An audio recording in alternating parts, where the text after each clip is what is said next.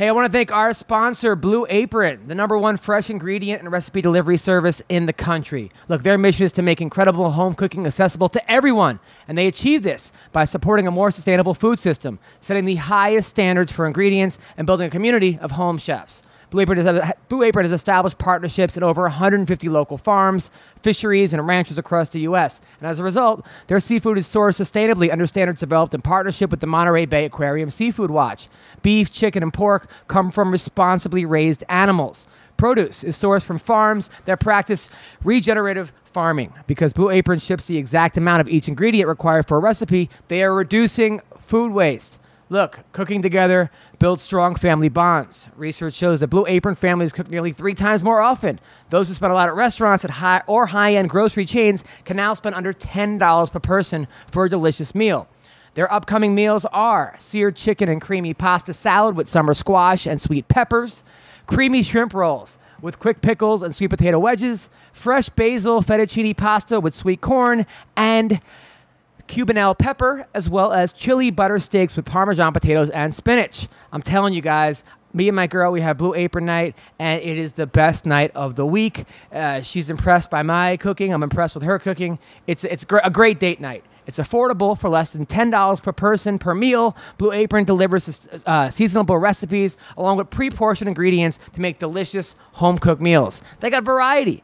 You could choose from a variety of new recipes each week, or let Blue Apron's culinary team surprise you. I love surprises, and they're flexible. I'm telling you, customize your recipes each week based on your preferences. And it's easy. Each meal comes with a step-by-step, easy-to-follow recipe, and pre-portioned ingredients can be prepared in 40 minutes or less, and it's guaranteed. They guarantee freshness, and I'm telling you, every ingredient in your delivery arrives ready to cook, or they'll make it right. So check out this week's menu and get your first 3 meals free with free shipping by going to blueapron.com/MMA roast. You'll love how good it feels, how good it tastes, and be able to create incredible home-cooked meals with Blue Apron. Don't wait. That's blueapron.com/MMA roast. Blue Apron, a better way to cook.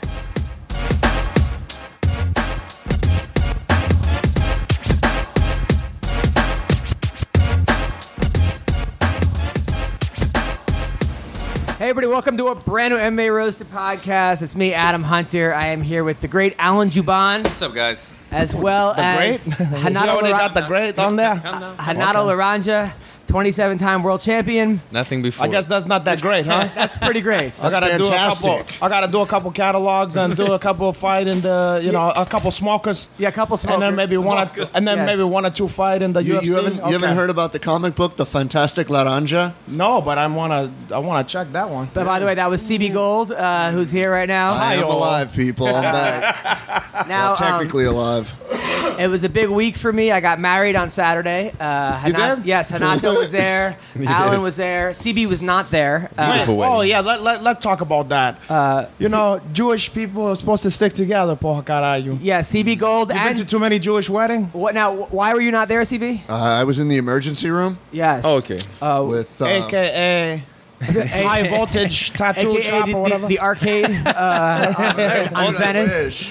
So you were the emergency. Okay, that's a good excuse. Are you okay? What happened? My diverticulitis kicked up.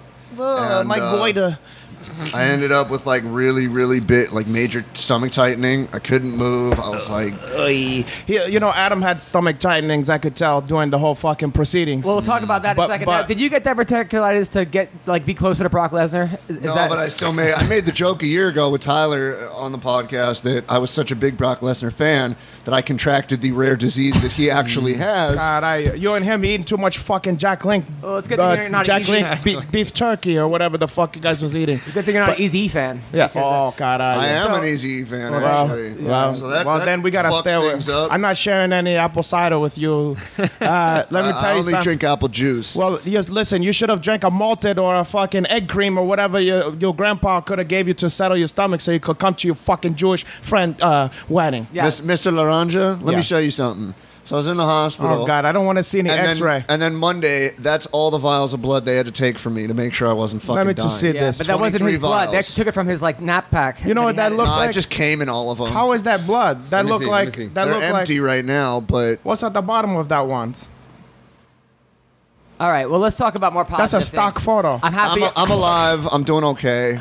I'm glad to be back on MMA Roasted, and I apologize to the 20 community miles. and to Adam Hunter and Brianna Hunter Greenberg, whatever the hell. Well, the we're calling community it. was very broken up about it, Yes. and they still it's gonna take a while to heal. I just want to apologize to the Greenberg family for It's not okay, showing up man. that It's day. this all was right. worse than the Holocaust, Boha. Now let's talk about the wedding. True. The wedding itself. Also, speaking of things that was worse than the Holocaust. Listen, so the wedding, now it was an interfaith wedding, which means that there was a minister.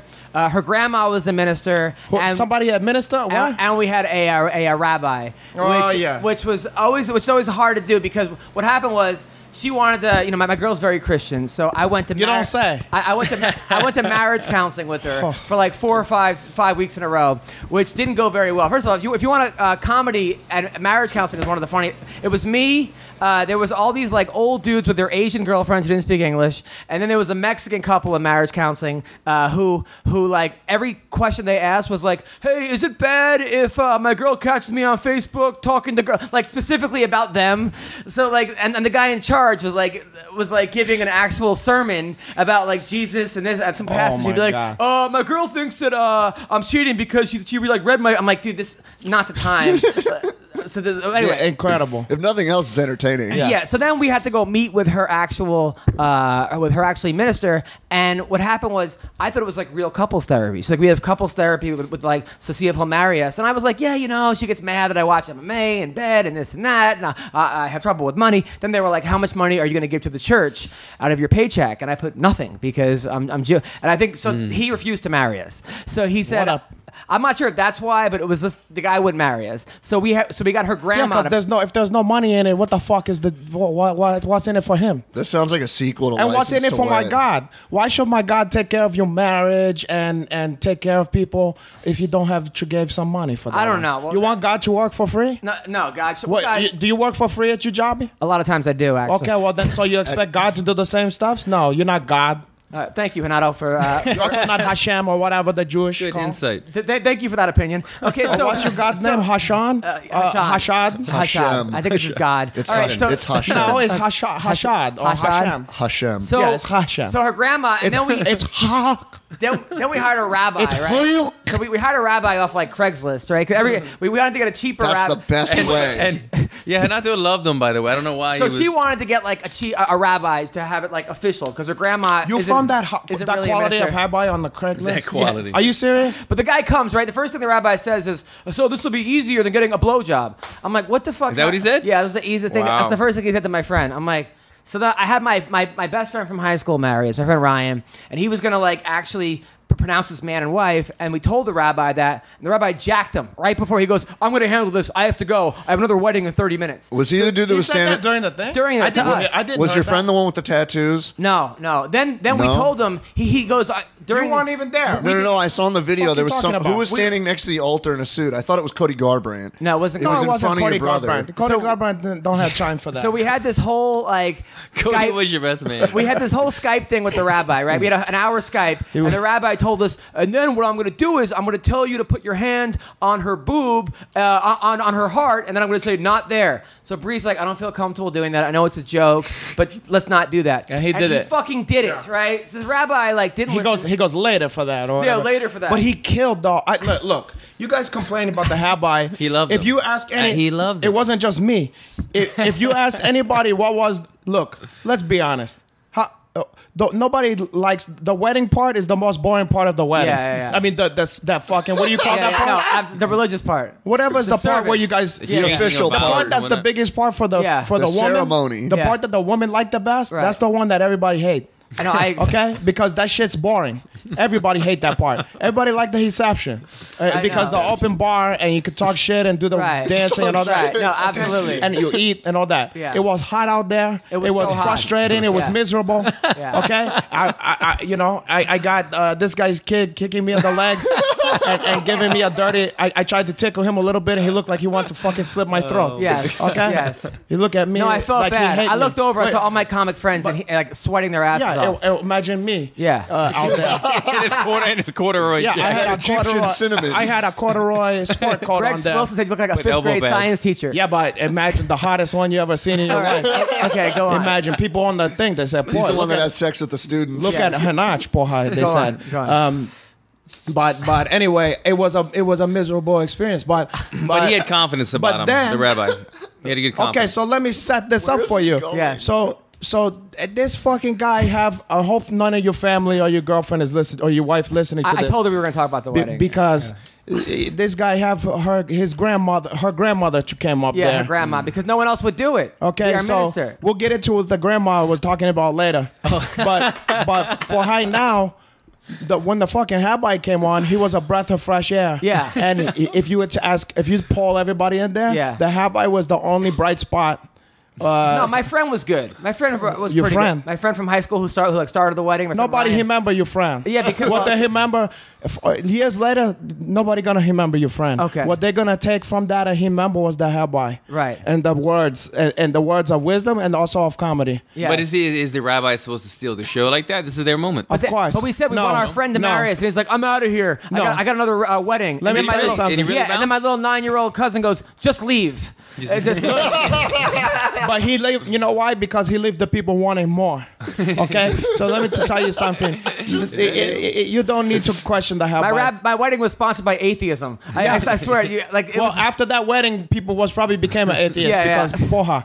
And first you have the God, you have God Hashem, Hashem, and not then Hashad. and then you go rabbi, and then you guys. Right. Okay, so don't question with the rabbi is close to God. Yeah, the rabbi was like, "You can now break the glass." I wanted to break it over the rabbi's head. Oh, because, God, because he kept saying. You know what? Well, first of all, my girl wanted to hold the bouquet, and he goes, "You have to get rid of the bouquet during the wedding." What the fuck is a bouquet? Like the flowers. It's a bouquet. It's a bouquet. It's not And a then- bouquet. So then she's holding it, and he's like, "No."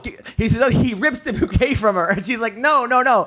So he like takes the bouquet Yeah. from her. Let her hold the bouquet. It's her wedding. He's preparing her for the gives a misery of shit? life. She wanted to hold it. That's what I'm saying. I know Why they- does he Yeah. fucking care? Who knows? Let me- Every wedding I've been to, they hold the bouquet. Yeah, he Let me tell fucking you ganked it something. from her. Let me tell you I didn't something. see that. You Punch him in the lucky. dick. You fucking lucky. If we run the tape back, you lucky that rabbi was there Yeah. because he was he laxed everybody. Right. You want anybody want to Okay, so tell about what happened with the so grandma? Should've had grandma. Miles as a Let's talk bouncer. about the grandma. chooses the story to tell, and it's a famous story. I don't know about. Tell that she's the representative of the Christian. Yeah, she's Tell, the set it up representative. for them. Okay, she's very religious. I mean, she's religious to the point where she thinks that the Jews have to be back in Israel for Jesus to come back. Yeah, I mean, like- she has a mezuzah on her wall, and she also has every Sunday service. Wait, she's a Christian. She Yeah. have a fucking mezuzah. Yeah, Why? because- Wait, she what? loves I've Jews. never heard of that in my mind. In my life. Okay, so she makes this whole speech. Does she really love But Jews, or you're being you gotta set it up sarcastic? that You set it up. Okay, I'll set the fucking thing up. All Okay, right. so now because his girlfriend's Jewish, okay, No, Christian.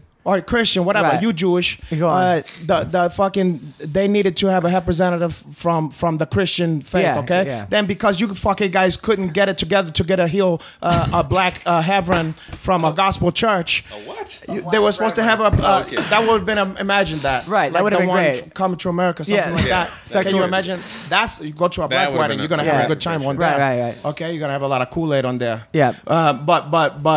But so instead of having that, they said, "Oh, poha, my grandma is a registered Havron or some Yeah. shit like that." So she was supposed to be. There was a rabbi and a Havron. Right. Okay. So it wasn't just some wacko coming up out of Yeah. the crowd to tell a story. Right. Okay. So it was like she was the representative of Christianity. Boom. Now go. Okay, so she tells this story about how this king back in the day, there was this king, and there were these three people that he said he was the god, and the three people said no, we believe in Jesus. Yeah, the Shadrach, Meshach, Abednego. Yeah, so he threw them into a furnace, right? Meshach, and what? every Yeah. time Shadrach, Meshach, and Abednego. It was a fucking story in the Bible, and it's also a song, the Beastie Boys from the second album. So he threw him into a furnace, right? Which is probably not the story you want to tell at an Yeah. interfaith wedding. Yeah, Because throwing Jews my to cousins furnace. were thinking, oh, great, we're going to hear about Jews being thrown in a Where's furnace. the showers? us? Where's the fucking showers? It was surreal. It was hot. Are they going to take us somewhere? First of all, you had Jews burning in the seats in the fucking watching the fucking proceedings. Story about The Jews don't scream in the I oven, remember so just looking at Versailles. Like, Oh God! So then, like, my aunt and uncle are like, "Why are Jews being thrown in the furnace right now?" And then, when it was the rabbi's time to tell the story, he goes, "Listen, no one's gonna be thrown in furnaces right now." yeah. So he kind of like undermined. Yeah, he completely cut her legs out from under her. But the thing was, it was so uncomfortable. Everybody, even the Christians, it was so. Your toes were curling because not only was this not only was this a fucking inappropriate story to tell in front of a Jewish wedding, but it was told at the slowest snail's pace. And with it was like a sermon. There was no, but she ran the light. It was beyond a sermon. Yeah. It was like and you know, I mean, like long and you're like, where is this going? Like, do I need a ticket? And it was macabre.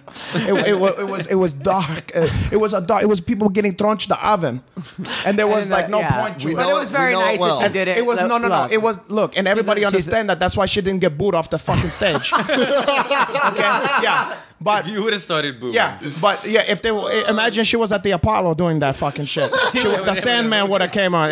They would have had that guy tap dancing. Took the Did Oscar Schindler show up? I did a show with I actually did a show at BB King's in New York at one time, and like this woman sang "Swing Low, Carry Me Home," and she was like, it was on Easter Sunday, and it was so bad. And then Hamburger went up after her. It was me, Bill Burr, and Hamburger. I don't even know Hamburger. Hamburger is a guy who's a black comic. Good. Who always says hamburger after all his jokes, but he was a huge black comic. Black or black, and he's a cowboy. So hat, is he the black? Is Greg Buckman and he the goes, white?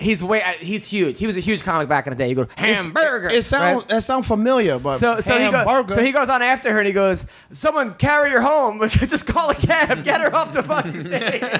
yeah. I mean, it was like that though because so you know who played the whole of that was the Habbai at this one because he needed to. The fucking place was sinking. The ship was sinking, and he said, "Boom, okay, let's put some energy." Wipe the rabbi, so he came with expert chiming. Yeah. And let me tell you something. Look, the guy was good. But then at the end, they wrapped us up in a talus that wasn't big enough. Well, I felt like I was. Everybody what is a talus? That looked a little weird. It looked like so they did all the Jewish stuff. He put you in the chuppah and under the fucking thing. Go watch Meet the Parents if you don't know what that was. And they shattered the glass, the mazel tov and all that shit. But then they did some stuff where they went deep into the ceremony where he take like a stuff that looked like a fucking a Persian hug. I understand, but you say the talit, half the 95% of the people don't know what the fuck you're talking about. It's on the Google. Okay, never mind Google. That's another Jewish word. All right, go on. Okay, Google. But let me tell you something. They have these fucking guys up in that. It looked like a Native American blanket, and you want to talk about? I took pictures. I whip out my camera, took pictures of Adam Green Boy. Is that the only thing you whipped out that night? Well, it was unfortunate. But the fucking picture of Adam Greenberg, it looked like a poster from a movie where a guy is like don't want to get married or whatever, like decide like hey, and you could literally see the both mother-in-laws like pulling at them and you see a guy going like this is the worst fucking day of my life. Like how did this happen? Yeah, like, get this and guy his wife looking at him. Normal part of I didn't know that was going to happen. Number one, I saw that. It looked like you guys got stranded camping and you're holding together just to keep I just warm. knew that like my girl hated the rabbi, like because of the whole boob thing. I knew she was mad during about the ceremony during the ceremony. Going into it, you knew she hated him. No. During the ceremony, I look at her and she was so mad about having to give up the flowers and then also grabbing her boobs and making that joke. And then this thing, I was like, I looked over, everyone's fanning themselves, like sweat stripping. I'm like, let's get out of here. Like get me out of here. It was one of the best, and that kind of shit sucks probably when you're in the moment, but later in life, these are the stories you're gonna like. But you're gonna remember the fucking your grandma bombing at the thing. Grandma bombed. Yeah, and she bombed. She didn't bomb. She bombed. She didn't bomb. Okay, and then she had the best set of the night. Yeah. Come on. I love her. I think I love her too. Okay, but when I love Bill Cosby too. Okay, no, come on, you can't compare her to Bill Cosby. Okay, well, similar. I mean, she put everyone to sleep. But listen, so God, but But listen, the wedding was the best day of my life. It was the I best. bet. I had an amazing. I had the best day of my life. That make 3 of us. It was awesome having you guys there. By the way, also Joe, our sound guy, another guy, wasn't there either. didn't show up either. What the fuck is wrong with I you? fucking text him, where are you? He goes, dog, I can't get off work. I'm like, motherfucker. Like, What kind of work do you work It was at? like- I knew about the wedding 3 months It was ago. like $300 a person, by the way. It was not fucking cheap. You And work at the- there were people that got mad at me because I didn't I invite can't them. turn around 'cause And I you wasn't fucking right, there. dog. I can't get out of work. He goes, but don't worry, I got you a gift. And there's no fucking gift. Where's this gift that you got me? Fucking He's no. gonna do your podcast Yeah, for no free gift, this no week. gift, and you didn't show up for the fucking wedding. He's filthy He's gonna animal. save you $20 on the episode. There was this about week. 5 people that didn't give me gifts, by the way. Which, well, like, I kind of like. You have like, a year to do that. By I the know, way. I know, but You ever seen Curb Your Enthusiasm? Yes, yes. Well, But, fucking shut up. I'm not talking about. You're lucky we showed up to that I'm wedding. not talking about people here, okay? But I'm saying there You're are lucky 5 that celebrities will show But up there- to your wedding. but there was one guy or that else you would have had Scott Baio on. But there was one guy that I had to Fucking guy. actually, I actually paid to run the dime bar, and Should have but paid I'm me not to be there. And and he's like, "Yo, where's my money?" I'm like, "It's with your wedding gift." Nice. But I actually paid him his like And now money. you can give it back to me. Yeah. So anyway, but the night before I got in trouble at the rehearsal dinner.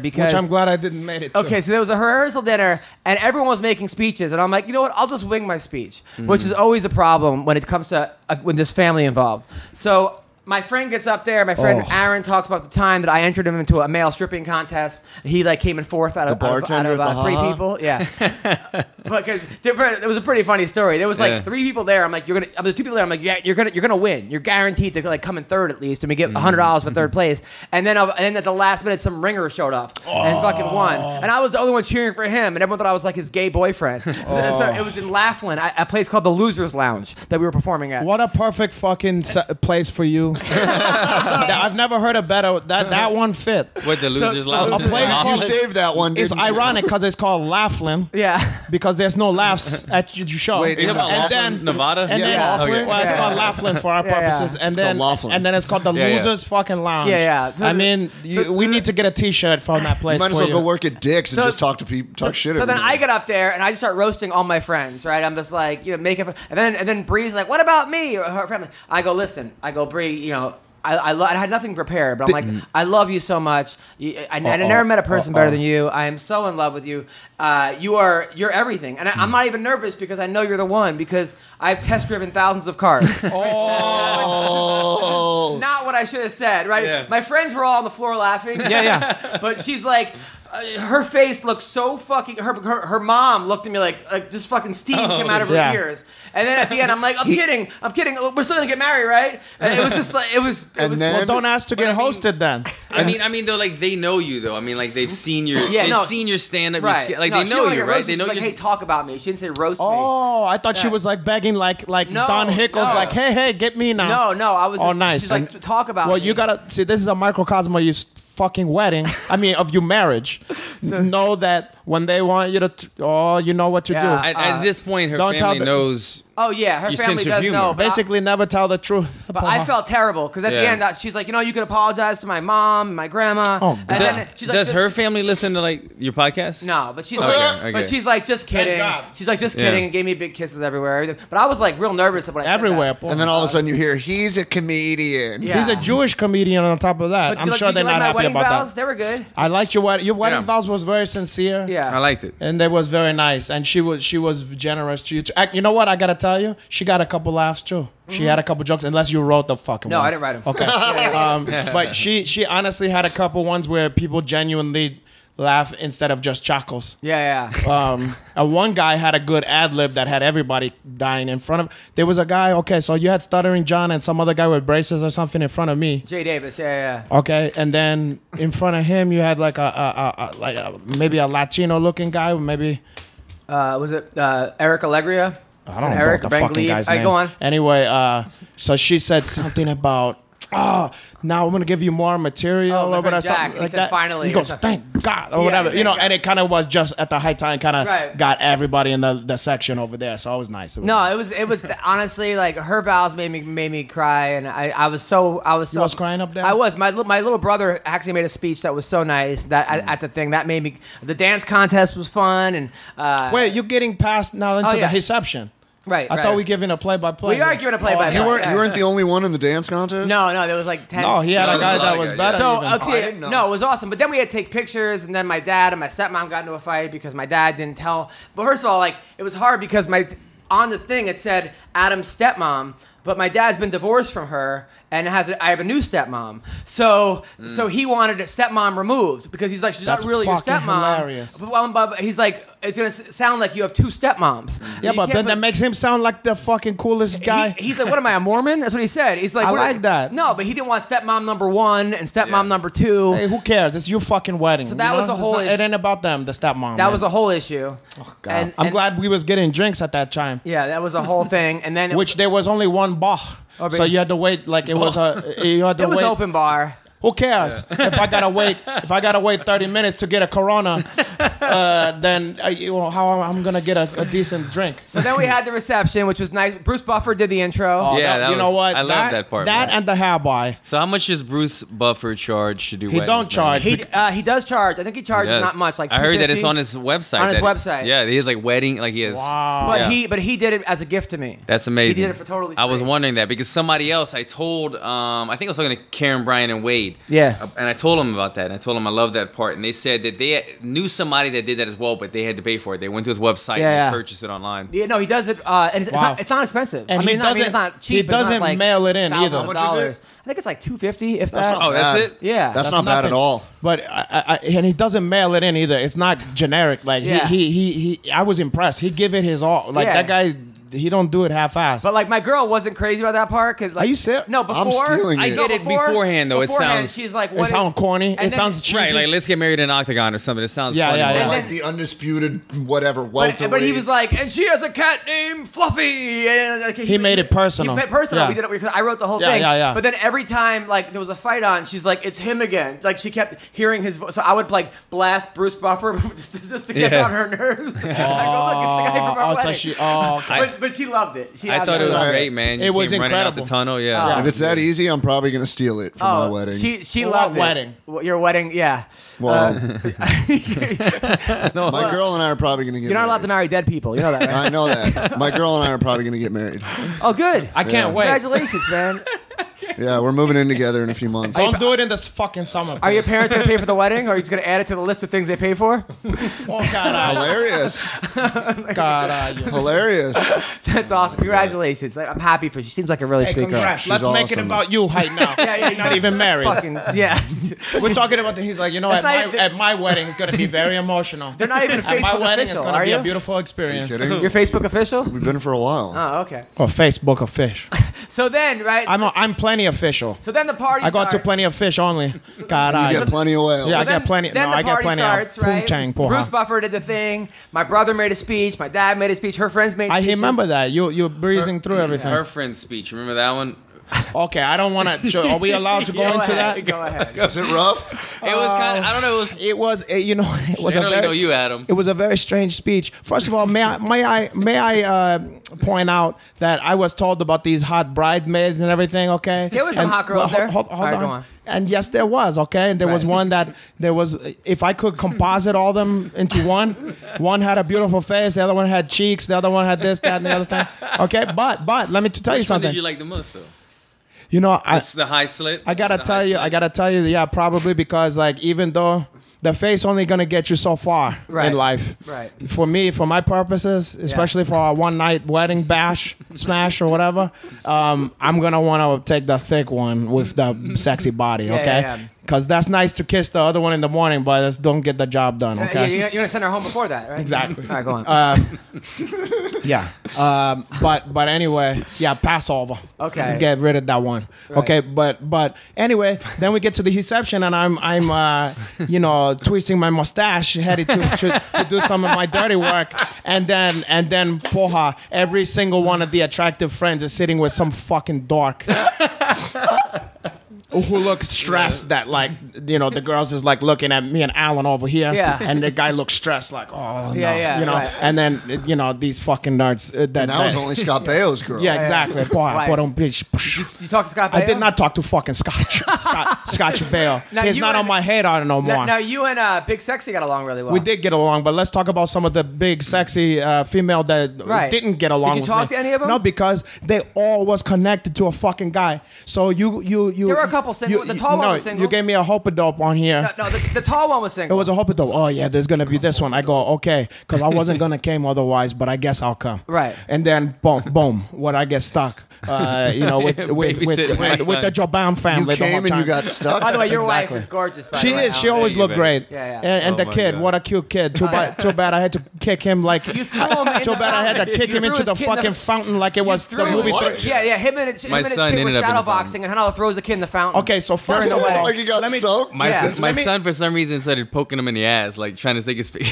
Yeah, he Why? started trying to antagonize me. Okay. Yeah. Did he really? Like Yeah. he's like literally He's just like. 4 Not in my you know, asshole. just He's just poking like he's trying to poke the hornet's KG nest. fresh, man. The hornet's nest. Okay. So I said, okay, I'm your Huckleberry.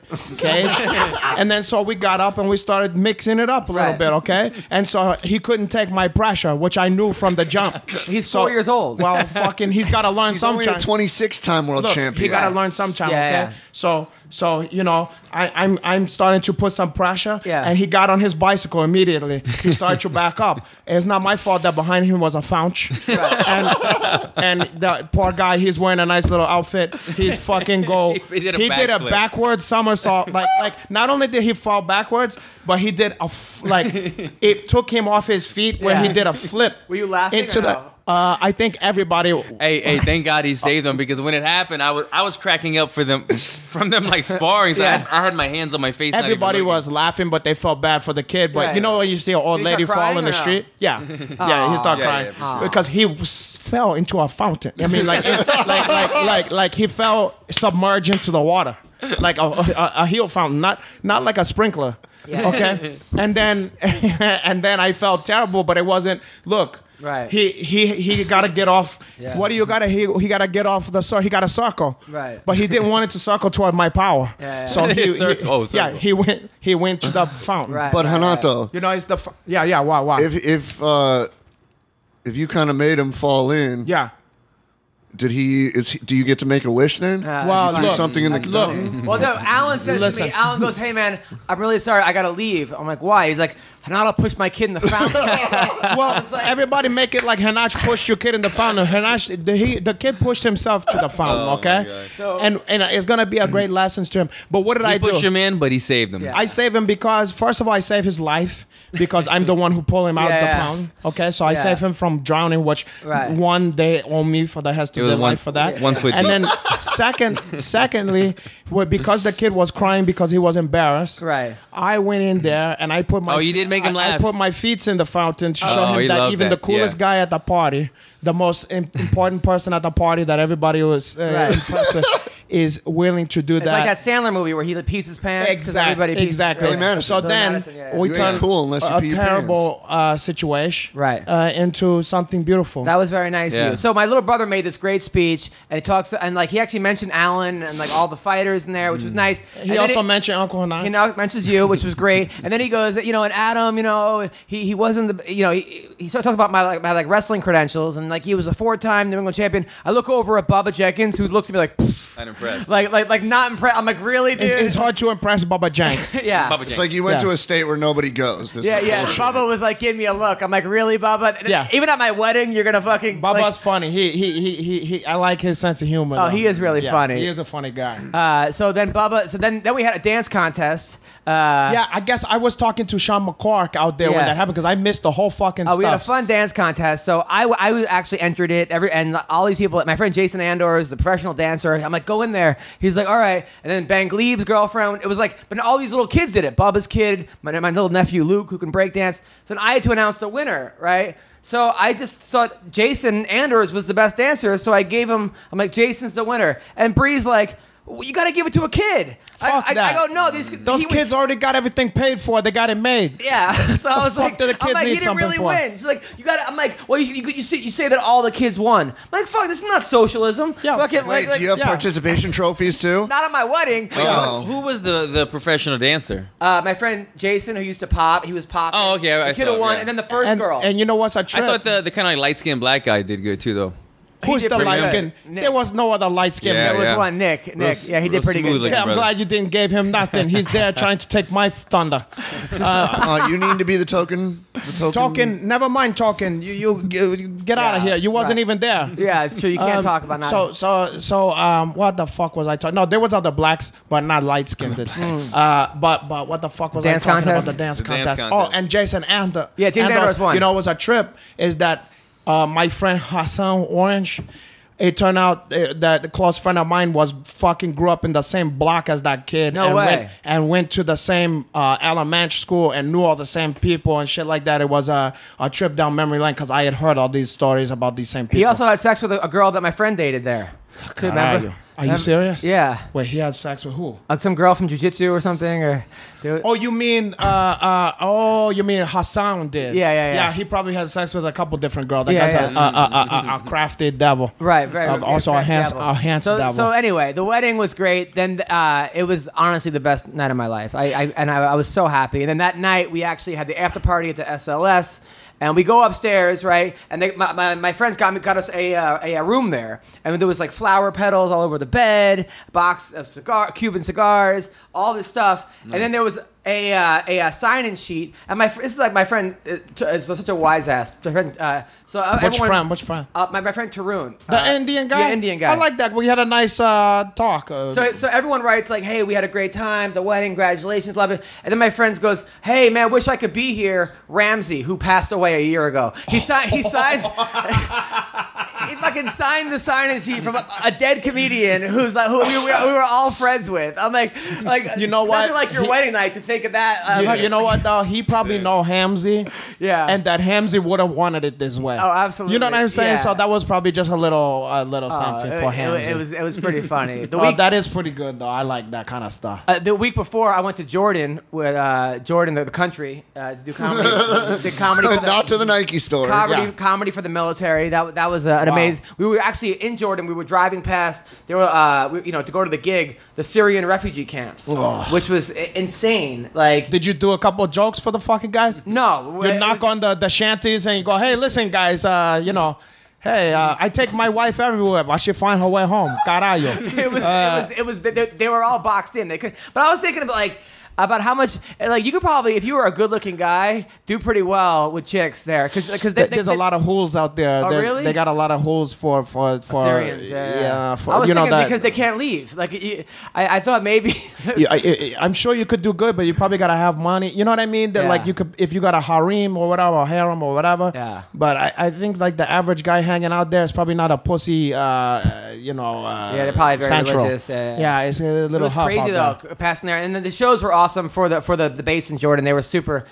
It was me and Lavelle Crawford. They had bass music show in Jordan. No, they had a U.S. military. Oh, I thought you meant it was like 2 Live Crew and Gucci Crew 2 and. But I did a show like at like the Dime Bar last week, right? And this huge tall guy comes in. I mean, the guy was 7 feet tall. He was Jordan. So I was like, sir, I'm like, you must play basketball, huh? And he's like, sometimes. He was black or white? Yeah, black. Oh, great. I'm like, just because he's black. Yeah. I go, are you in the NBA? He goes, sometimes. I go, I didn't realize, but then I looked him up. He actually is. He's a utility player. But what's his name? His name is Dwayne Dedman, right? I know that name. Dwayne Dedman. I know that name. He's the center for the Spurs, right? And he's with these like smoking hot girls. Of course he is. Super nice. Even a bum in the NBA can get girls. Even on the video game, he's rated in like the 60s. Like he God, sucks. So I asked him, I was like, hey man, how much pussy you get in the NBA? He goes, I'm celibate. I have a purity ring. So I'm like, well, at least you got one ring this year. And then the whole place was going crazy. Even he got up and gave me 5. Yeah. I like that. He was a good sport. But God, a fucking NBA. What a waste. I mean, But you he know had how a many couple guys women with him. he had 2 hot chicks with him. Yeah, but he ain't doing nothing with What is he, AC Green? Yeah. What? Yeah, Was AC he Green. AC you- fucking I don't know if he Green? really was celibate like or a if he was just born-again talking Christian. shit. He might not. He but might have been just being sarcastic. His mom was a Jehovah's Witness, though, because I looked him up. Also, then he probably serious. Yeah. But wow, imagine to waste. Imagine the guys that would fantasize about getting the level of pussy you can get in the NBA. What? Wow, and then wasting that. Yeah. What's going on over there? Take some, yeah. Hey, No. get me a water while you're at it. No, it's like, what's his name? Tim Tebow. Jouban, please. It's like Tim Tebow. Chim Chibo is fucking everybody. Don't be. You know what? Chim Chibo's like fucking John Jones. Okay, where you got the. You don't really. I think where he's you got a tattoo that says the Philippines. Yeah. And you're not supposed to you're not supposed to be fucking anybody, and you fucking everybody and doing coke and all that Really? kind of stuff. Chim Chibo's out there partying. Don't believe that bullshit. All right. So, by the way, let's talk about Allen right now because Allen was supposed to be fighting next week in UFC 213 against Brian Camozzi, which I thought was obviously a big step down from Gunnar Nelson. You think? Yeah. But now was it? Yeah, sure. But was it hard? That was one of those half-hearted. You want half saying like, please don't say, please don't say, please don't say you want half. Now, was it hard to get up for Brian Camozzi? Was that? No, man, I'm so motivated right now because the thing was with Gunnar, man, I was on a 3-fight win streak. I went in with Gunnar, and I didn't get to show much. He took me down the first round, didn't do a lot, and then I got caught, obviously, and submitted in the second round. And I didn't get to really show my full arsenal. I wasn't hurt, so I kept training. So I did like a 6-month training camp if you combine before the fight and after the fight. So I was just ready to get in there and just knock. I was thinking of it like business, man. Like last year, I fought at International Fight Week in Vegas in July. It was fight of the night, Bilal Muhammad. I got the win. I got the 50G bonus. That's how it was to me. I just wanted that. Damn, I that want money. some of I just that wanted money. to get the win and get the money, and that's so I was like, give me whoever you want, man. I don't care who. So Brian Camozzi, I was like, cool. I don't care where he's ranked. I just want to get back in the win column, get paid, and get that stress off my shoulders. Obviously, I got hurt, but yeah, it wasn't like I didn't care the name, to be honest, if it was a big name or not. So what happened? I broke my foot, man. I broke my foot like 4 weeks ago at Black House. I was sparring through a front kick and hit an elbow, and I fractured my foot. Did you know right away? No, I didn't. I continued sparring, and I trained for 3 more days, and then that happened on Friday. I went to see the doctor on Tuesday, got an x-ray. And Was the doctor like, are you insane? How could you not know that you broke your foot? because it was, I guess, what do you call it? What do you call that bone? Metacarpal. Metacarpal. Oh, yeah, when he said metacarpal, Metacarpal. this fucking guy I fractured that one. Come with the Louisiana sometimes, every once in a while. Right. But all in all, man, I'm out the boot now. I just talked to Sean Shelby yesterday. I got a fight lined up. I can't say now because it's not And you called out confirmed. Robbie Lawler, right? Yeah, well, I saw when that whole thing was happening. Oh, he plays Cowboy. Cowboy and Robbie were supposed to fight next Yeah. weekend, 213. Next Saturday. Cowboy got staph and pulled his groin or something, and so they said they were going to move it to 214, which is at the end of the month here in Anaheim, July 29th, which I would have been healthy for. It's only a week before I'm scheduled to fight right now. So I was like, well, shit, man, I'll just, opportunities come, you take them. So I hit up Sean right away. I said, look, man, if you're going to put him on 214 and Cowboy still can't do it, I'll jump in and fight Robbie. And he was like, no, I appreciate that, but we're gonna postpone this. So they're gonna postpone that fight. He that gave would've me been another nice. fight. But that's how it is in UFC, man. Like, it's an opportunity type league. Like, a big name comes up and it's short notice, you jump on it because you have just as much chance Of course. beating Robbie Lawler on a short notice as you do going to a 2-month training camp fighting a random guy because it's it's a fight game, man. Like, anything could happen any day. And- You're about smart. Robbie, I like that. yeah. Yeah, and Robbie's such a big name. He's a big name. And Yeah. at the end of the day, the UFC, they appreciate people like Cowboy Cerrone or like the thing that I did, people who step up to the plate. I always tell them, I said, look, if you give me a list of names, I'll tell you who I want to fight. But if I'll fight whoever you want. And they love that kind of attitude. They don't like guys that turn down fights. Did you just hint at your fight date? Did I what? Did you just accidentally hit at your fight date? I kind of did. I hinted at it. I don't really care so much, but it's not, what is that? Yeah, that's the one. Oh, got it. Yeah. Yeah, I mean, I don't even care. You know what? I'm fighting UFC Mexico. I didn't sign a contract yet, though, so I'm not like announcing it. But yeah, UFC Mexico is what I'm targeting. Who's the headliner for that fight? It's not a big headliner. It's Pettis versus Sergio Pettis and Brendan Moreno. Yeah. I thought that was Moreno's really good. Moreno's real. I think Moreno's Yeah, gonna he's a beat little Pettis. like assassin. And you know who else is on that card? Smiling Sam Alvey is fighting Rashad Evans. Evans. So is Pena's on that card too. Pena. I think Juliana Pena? I think she's So on wait, the card. Jouban, I think she is. I don't know for a fact. You know the date, but do you know who you fighting? Yeah, I got a guy. I just didn't sign the contract, so I don't want to announce anything yet. But Gotcha. yeah, they came back and they said, "How about him?" I Can said, you give "Let's do if we guess the name of the guy or it." You'll never guess the name. It's because it's a no fucking nobody. the fight. Yes and no. Well, I'll tell you this: the guy they're looking at is not like a well-known name because he's only got 2 fights in the UFC, but he's 10-0, he's undefeated, and he's like one of these hot prospects. So. What make you think you can be? No, I'm Sage kidding. Northcutt? Because of Sage is I fighting tell you what, Sage just lost I a know, couple. I'm kidding. 2 of my last 3 opponents were undefeated fighters, and so I'm God. over Still that. trying to I'm get that RDA fight now that he beat Tarek too. Man, who is RDA talking about fighting? He just beat Artie, Tarek. again. Artie is fighting again. Man, you want some inside scoop? Artie. Yes. I'm hearing that if Woodley, who's Woodley fighting? Maya. Damian Maya. If Maya wasn't going to take that fight, the UFC was thinking about giving RDA to Woodley, which pissed me For off. a title shot? Yeah, I don't mind RDA coming in and getting, in a top 15 guy. He deserves that. He's a name. He's a former lightweight champion. But you win one fight in the welterweight division and then possibly get that title shot. That's great for against Woodley. Tyron Woodley though because he Because he's gonna That's an he's easy gonna walk eat. through. Yeah. That's a walk in the park for Tyron They were thinking Woodley. about that. Well, I think that's kind of I think so. My The man, 15 pounds. I think that's part of the reason that Maya pulled the trigger and accepted the fight. Woodley would have that wouldn't have been a good fight. And for- now for- Bis- We're saying this now, but we wouldn't be saying this 3 fights ago for RDA though. Listen, HDA. No. That was a favor for HDA. yeah. No, but like you look. By the way, I'm I sorry, and I think he's a great fighter. HDA, or as Yeah. you guys call him, Artie. right. RDA. About some Well, you call him Artie. I don't know why. You call him RDA. RDA like he's a fucking Rafael Dos like- Anjos. No, oh well, you guys are straight. you say that then, Right, not right. RDA. Oh, gotcha. HDA, yeah. Now you're confusing the fans. Right. But I don't even know what the fuck I was think talking that about. honestly though. I think he's a great fight. Sorry, I think he's a great fighter, but weight and stuff like that, it matters. Okay, Yeah. Stay in there. Don't fight the fucking beast. Of We're gonna go through all the fights from last week right now. Scary man. The one you were thinking of? To jump this, obviously it got announced that Woodley is fighting Damian Damian Maya, Maia. and I honestly, and then he said the winner gets GSP. Yes. Which Yeah. I guess at first I was It's a like, money that's, fight. It's a that's money sort of fight. strange, but then again, GSP didn't lose at 170.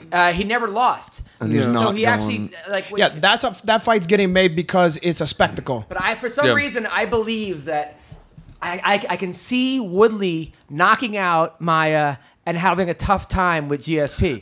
This is Woodley's dream come true if I'm in issues because look, they were gonna put Woodley on 215 in Seattle. Nobody's buying that fucking pay-per-view. Woodley That against pay-per-view's Maya. gone now. It's gone. I know. It's in That's why it's Edmonton. gone. And then also they were trying to get DJ against TJ, that whole thing, and that wasn't agreeing. Who DJ?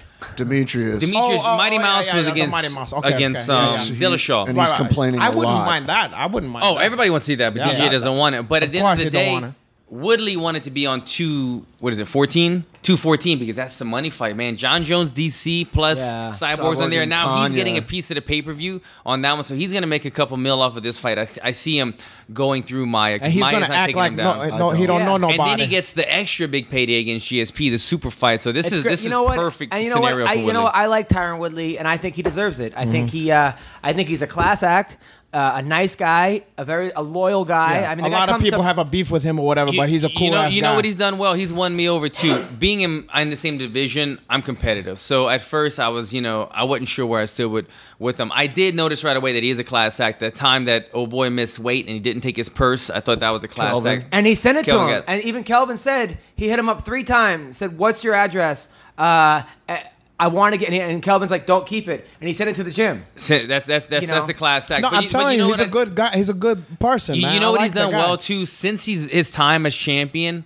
He's been outspoken. He hasn't been like some guy that hides or something. He's like kind of been a spokesman for the division, a spokesman for the UFC, a spokesman for the welterweight division. I think he's won a lot of people over, like just doing what he does and speaking up for the UFC on behalf of the fighters. And he's everything, begging so. for fights. It's not like he's ducking people. He's begging to fight people. I mean, he's in that position now. Yeah. He's like, I'm making bank every time I fight. Why would I not want to fight? Like, why would I fight once, twice a year when I could fight 4 times a year and Absolutely. be making anywhere from $2 to $6 million a fight or something? Who knows? Do they put him co-main? Or do they put Cyborg Tanya? Oh, as the no. co-main? It's got to be Woodley and Maya. It's got to be Willie because I don't even know who the hell that chick is now. It's Tanya Evinger? Yeah. Oh, Tanya she's been on the. She's been on the She's show a with famous. us. She's a wait. well-known- This is you're talking about the chick that got hurt. The lesbian. Oh, The no. lesbian new chick is The new Tanya chick. Evinger. Okay, Yeah. well, nothing against her, but I don't know her. I don't All right, recognize so her. Tanya Evinger was she was actually fought Gina Carano and them back in the day in the Strike Force Right. days, and tried to get in the Ultimate Fighter, lost again to the House back when they first did it, and then reinvented herself, won the Invicta title, has won 9 At what weight class? At 135. She's a 35 has won 9 out of Invicta. 10 fights in Invicta, And she's like a character. She's a lesbian. She's an out lesbian, but she's like a like curse. Hold on, my brother. She cursed like a sailor. You know what I mean? Oh, yeah? And there's like a surly like. Well, good. I need to kick look your her ass. up then so I can get You familiar. know but- her. You do know her. She was the one that defended the title recently, and she was trying to put the. You she got acting caught like in you're the watching armbar, Vic. I'm watching Victor now. and she stepped on the what girl's happened? face, and Big John. Like I did they called see that. That's her. I did see that. The thing about it, though, that I kind of feel for Tanya, though, which I'm happy for her, but I'm she's scared for she's her, trying to by get into the the way. UFC. She's been Yeah. trying so hard. That's about the hardest and way to get in. finally, they're like, okay, you can come into the UFC, but you're fighting Cyborg. Yeah, you And gotta 10 fight Club pounds Lane. up. At You 10 know what pounds I would up. like You gotta to fight see? Drago. I'd If like he to dies. see her kind of like I don't want to see her to do stuff that outside of what she normally does, but for the general fan, I wasn't even familiar with her, but I haven't really looked it up. Look. But she needs to be more outspoken leading up to the fight, just to kind of get people It's excited gonna about be it. probably basically like the last one Cyborg had, you know, where it's like Alexis. Where don't she think walked so. Leslie out. Smith Or Leslie- yeah, I you don't know, think so, 'cause Landsberg. Cyborg's, I mean, Tanya's pretty You think smart. Tanya's a lot better than the Leslie Tanya- Smith? Wait, do you think you put her in? Look, and by the Wait, way, wait, what? I know I You did did like the- a scissors. you I did the didn't even lesbian mean to. I scissors. didn't even mean to do that. Was a subconscious.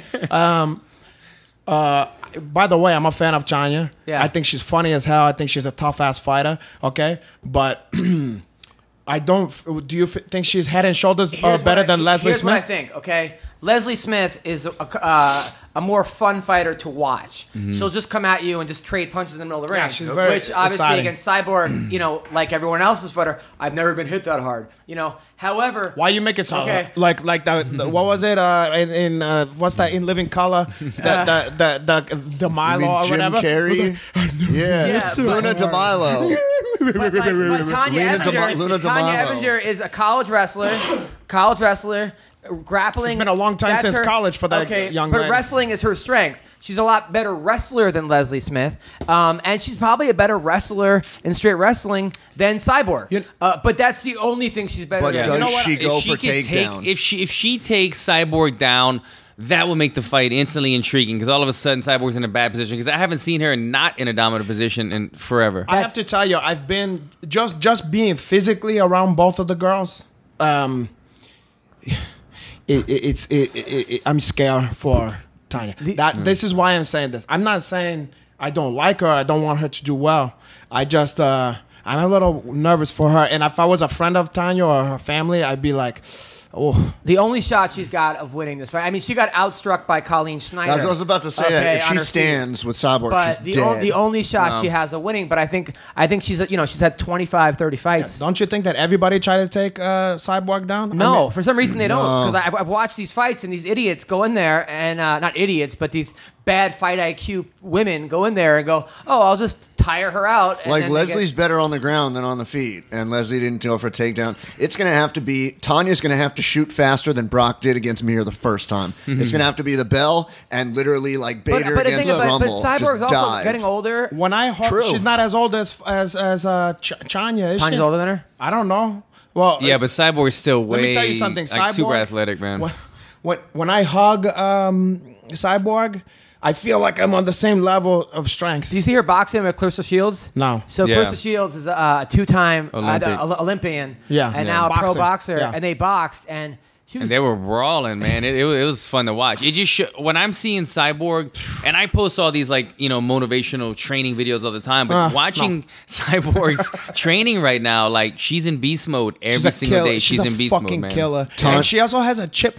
Cyborg has a chip on her shoulder Yeah. because she's probably the best chick out there.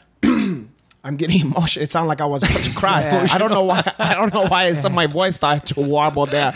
Okay, but I think it's Well, because- she knows her for however long now that she's worth money. She should be getting That's what I'm pay-per-view saying. points. She's a headliner, and Who's she's still Cyborg? She's still Cyborg. haven't She's- gotten the respect. She's still not getting that Yeah. money. She's and not getting respect. the respect, the money, and also I feel like people also is always on her about like, oh, she's a man, all that bullshit, you know. So I feel But like she did get popped for roids. whatever. that- So did a lot of people, okay, that we still like and respect, okay. But I'm tell the truth. That's true. She's alone, okay. But you know, so she's fighting in there with a fucking chip on her shoulder, Yeah. and she's tough and everything. Like I wouldn't want to fight. Look. We did that skit. We did the fucking hockey 3 where Yeah, she yeah. played Adrian. I play hockey. Yep. Okay, so I don't know what's funny about that. Go It's on. a fucking serious movie. All right, go on. And also it's a touching scene. Go on. But at the end, It was okay, emotional. at the end, the way the scene ends is I'm supposed to be goofing with her like you goof with your girlfriend and Yeah, tickling yeah. her and shit like that. And she says, "Stop hockey, stop." And then she's supposed to kick me, and then I go, "Adrian," okay. Right. Now she was kicking me, but it wasn't hard enough. Right. And I kept telling her, and she's such a sweetheart. Like she's the opposite outside the ring than she Yeah. is. She's almost like a wallflower, like a very like sweet, kind of shy. That's some okay. wall. Go on. Well, I go, come on, you kick me harder. It look fake. You gotta kick me. And she go, okay. And then I go, okay, look, just do it for here, okay? Like we had to stop film. I said, just do it. Yeah. Let me test that one. And then she goes, she do want to go a little harder, and then she just goes boom, and she kicked me like a heel one, and then I was like, pause. Okay, and then I was like, okay, maybe split the difference on that one. Like it felt like I had a Charlie horse and a broken leg at the same time. Like, and that was just her just kind of doing a little something. Let me to tell you something. If I had to fight, if you Uncle Hanach, and I don't want to admit something like this. Yes. If you Uncle Hanach had to fight her, Right. I'm gonna be honest, okay, and I don't want to even say stuff about a girl fighting to me and all that. I would have to focus on getting it to the ground. Yeah. Because I don't want to look. Well, the she's- good thing is that's it's where not a joke out there. Tanya is actually better at the ground. I mean, she could. No, but but look, she's you're gonna talking have a about hard your time. Uncle Hanach She's here. gonna have a hard time. There's two things. Number one, to answer whoever Tanya's asked. not your Uncle Hanach. Tanya's 4 years older than Cyborg. Cyborg will be 32 in a few days. That's it. only And 31? she's No, that 31. can't be. She looks like she's 80 I years fucking- swear to God. Okay. And Tanya All just right. turned 36. That's not me who said that. All right. And about Cyborg and the pay and everything, Dana said either this morning or yesterday, I fucked up the 45 women's division. I should have just made it around Cyborg, waited for her, and that's it. Dana just said that. Yeah, Dana said it either yesterday or today, and he's like, I fucked up big time. She's Yeah. the most feared Was this while he was fighter counting in the Conor female McGregor MMA. money? Yeah. All right, so let's talk about the fights that happened this week. Chael versus Vandy. You guys watched the fight? Yeah. Yeah, we watched it during your wedding. Well, did you watch it afterwards? No, I didn't watch it I did. Okay. afterwards. Did you watch Yeah. it afterwards? Yeah. Okay. You did? How the fuck everybody got to watch it? I can't even remember. MMAshare.com. Who's the MMA? They have. They have. Oh, every, that one's still around. Yeah, they have every single video Damn. up. I'm gonna MMA tell. Well, you F- see the what's that present I got you? The What? You already got him a present? the- Yes. the Fire Stick. Got me, he got got me you. like 3 presents. I was gonna Well, tell he you. got you. Yeah, but he's making $50,000 extra every fight. Why your Uncle Hanach is getting paid chicken feed on this fucking thing? I get a blue apron. making I good- don't even get a free blue apron. You're getting money in like 2 weeks for the The Fire Stick. The Fire Stick, dude. I've Who been cares watching about all the that? pay-per-views. 2 with it. weeks, I can't survive on that. Yeah, you should get your Fire Stick unlocked. Oh, thank you. Yeah. So, Okay, but Get it wait, unlocked, though. Get it he got unlocked. you a bunch of free Cody's fights. not working though right now. What's that? Cody's not working right now. Oh, that's the one. Yeah, it's not working at the moment. Cody's not working. so on the MMA Fire share. He Sticks. gave you a fire stick. That's a cheap no, he gift. also got us like a He vacuum. knows about it. Yeah. He got you a vacuum. He got us a I vacuum. could have got I you gotta- a vacuum. Yeah, you got us a floor cleaner thing. Did You got I? us- Oh, yeah, maybe I did. I don't yeah, know. you got us a bunch of stuff out there. Well, I'm gonna So- get you something else that your money can't buy. Okay. It's a friendship. Thank you. All right. I'm so gonna get you a friendship bracelet. talk about Chael versus Vanderlei Silva. You know what? This was the best Chael's looked in a long time. He took it to the ground. He got hurt a couple times in the fight. Showed heart. He got caught in a tight guillotine. I didn't know that Vanderlei was a black belt. It was a very tight guillotine. Of course, he's a black belt. What? I don't know. I don't know. You haven't seen him in the ground in how long? Vitor's a black belt. A lot of these guys, they just Hey, don't Vitor show it. almost finished John- John Jones. I honestly said if Vitor was less of a nice guy, he probably would have broke. He didn't look like a John's black arm. belt in the Weidman fight, though. Vanderlei is No, that's what I'm Well, that's saying. different. in all seriousness, Vanderlei is a black belt kind of like in the defensive level. Like he's never been submitted before. You never really see him in trouble on the Yeah. ground, like being submitted. Yeah. But he's not going to offensively Yeah, he's like work an his way around. MMA black. There's a lot of guys like that, like MMA black belt, where you know, like They don't give you openings. Yeah, but they're they're fucking great. They're tough, everything, but they're not gonna win So Abu is he a black Dhabi. belt? You know what I mean? He's a He black is a belt, I'm black sure. belt. but Put it know to you what I'm this saying. way: he's gonna be. He's probably never been submitted. He's gonna be fine with like most every jiu-jitsu guy in the UFC, but you put him against like Bucha or you know any of these guys in who is stars in the jiu-jitsu world, and you see the difference. Yeah. Okay. In the same way that maybe if you put like Anderson Silva against like who's that fucking Dutch kid from Glory that fucks up everybody? Raymond? Oh no, not Daniels. Yeah, no, not Oh. Hammond Daniels. You know the guy who beat Hammond Daniels. You know he's the star. The white dude? The white dude, But you he know, just got who looks beat. like a tough son of a bitch. He have Oh fuck. you know the kid with the tattoos. Joe Schilling? Yeah, Not but Joe he just Schilling. lost. So I No, can't he's think like of a it. Whatever. world champion. He's He's the like one of the guy. best Fuck. around. He's like the head. He's like the Jordan of the. Simi Schultz. No, Shemi Schultz is 7 foot. Fucking. Well, no, not Simi Schultz. What's the welterweight guy with Bubba the chest Jenkins? tattoo? Not fucking Bubba Jenkins. So Is he guy's champion right now? Joe the He Kid was Perez. The champion, Yeah, but he was. just He lost. What, Rico? Rico Verhaven? Hiko Verhaven is a fucking 10 times bigger than No, him. I'm telling you, it's a name that sounds like one of the old guys. All right, so you're saying Nicky that, Holskin. Nicky. And I didn't have to look Oh. at, and I didn't have to look that up. I got that off so you're my saying cabbage compared piece. to like that. Nicky. I'm So- saying so you it's Yeah, a he's different, dope. It's He a lost his different last thing. two fights, If I you think, put if you put like the best strikers in the UFC against those best guys in the Glory or whatever, they're not gonna win. It's like Clarissa Shields boxing But Cyborg. you know, it's Yeah. it's the same stuff. Or you know, It'd be like even Conor though versus Mayweather. Conor has a puncher's like Conor has a puncher's Connor chance. brought in Paulie Malignani now. Oh wow, great. Awesome. Malinaji, Damn, no love. I love Paulie Malignani. He's great, but you have it's a different you have stuff. 3 weeks to prepare for Floyd Mayweather. It's a different 3 stuff. weeks. Listen, What? Fights in Whatever, it 2 doesn't months. When is it? I don't care if it was 2 let me years. tell you It's still when something. you're ready. Connor have a puncher's chance, okay? Yeah. Boom. There you go. That's what he got. I give him a round and a half. They got a for sure. puncher's fucking chance. But so it's the same kind of stuff. Connor's piecing people up in the fucking UFC. But to expect, look, you wouldn't expect him to beat Floyd Mayweather. Right. Could it happen? Anything is possible. He got a puncher's chance. If he connect, look, one stuffs. If he better watch that fight that I feel like is the one fight that got hopped off of that he lost was the Golden Boy. The Golden Boy almost fucked him up. Oh, De La Oscar Hoya? De La Watch, Hoya. go watch. Delaware Mayweather? Yeah, go. Yeah, but he slipped. He rolled a lot of watch, No, punches. I think Jose Luis Castillo. I think actually go beat watch him. that fucking. Go watch that Golden Boy fight. Yeah. and you never seen him in so much trouble. Right, but if you really look close, Did De La Mayweather Hoya do was- any damage to? Did Mayweather do any damage to De La Hoya? But did De La Hoya really damage I Mayweather? feel like most I feel like he ever was seen- just he was the- bullying him, the put him in most- the corner the and most throwing I ever shots to seen. kind of like He hit, which was cool. He like hit him flush sometimes that I never. now seen. and then he caught a little flush, but a lot like 9 out of Can 10 you think of those of many are other kinda people that ended rough. up Jose did Luis better? Castillo actually. I Never thought beat him mind the Jose first time. Cois. All right, so let's talk about Cuello. Chael versus Vandy. This was actually the best Chael has looked. I was really happy because I was like, please don't fucking quit, don't give up. And Chael didn't, and he got hurt a couple times. He got rocked, came back, he won the fight.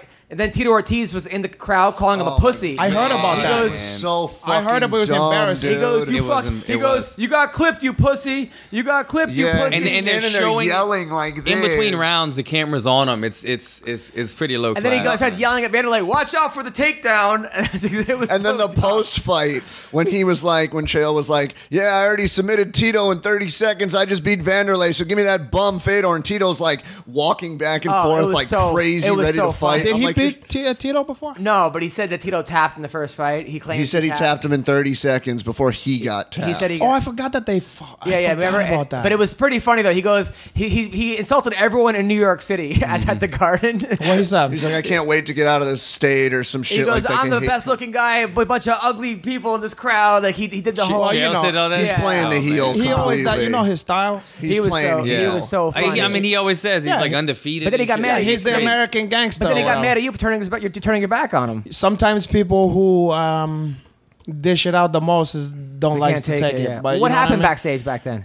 You know, I don't want to look. Where was it at? At Metamours. Water it was under the after, bridge. He was in the corner of. Oh yeah, I remember this. Story. Water in the fountain. Yeah. Water, yeah. All right. Anyway, but you know, we made up, okay. But I don't think the guy liked me anymore because I stopped. He tried to shake my hand, and I was upset at him at the time because he was training Vinny Margalés, and Yeah. you know, he said a lot of stuff about Brazilians. He tried to shake my hand because I was in the corner of Andre Galvao. Yeah. And you know, he took umbrage to that, and after backstage, he had a few choice.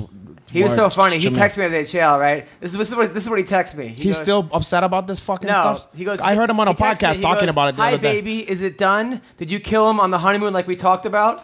That's what he texted me. Nice. I was like, No, he's a funny guy. Look, like, what the me and fuck? him. What? He's a funny guy. Like, yeah, And you know what? Me and him got That's along like a great. first Tinder message. Oh, it's Me so and him funny. got along great until that unfortunate thing, and I think he just, I don't think that no matter what I say, I don't think he's gonna. I'm sure he'll forgive you. or whatever. All right. So anyway, I thought Phil Davis got robbed for the second So time did I. against Ryan Bader. So did I. I feel bad.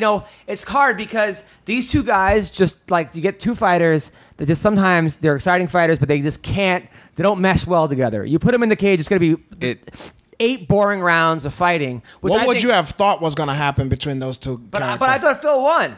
I didn't saw it. So. I didn't score it round for round, but it was close. It reminded me of the first fight almost. It was like two wrestlers that they have to stand, and then you kind of see the openings in the striking because Yeah. it's not really their thing. But I don't think Bader got Bader got a bunch of takedowns though. A takedown on the 4th and the 5th. I gave Right. the first 3 rounds to Phil, barely. I gave Phil like number 1. Yeah.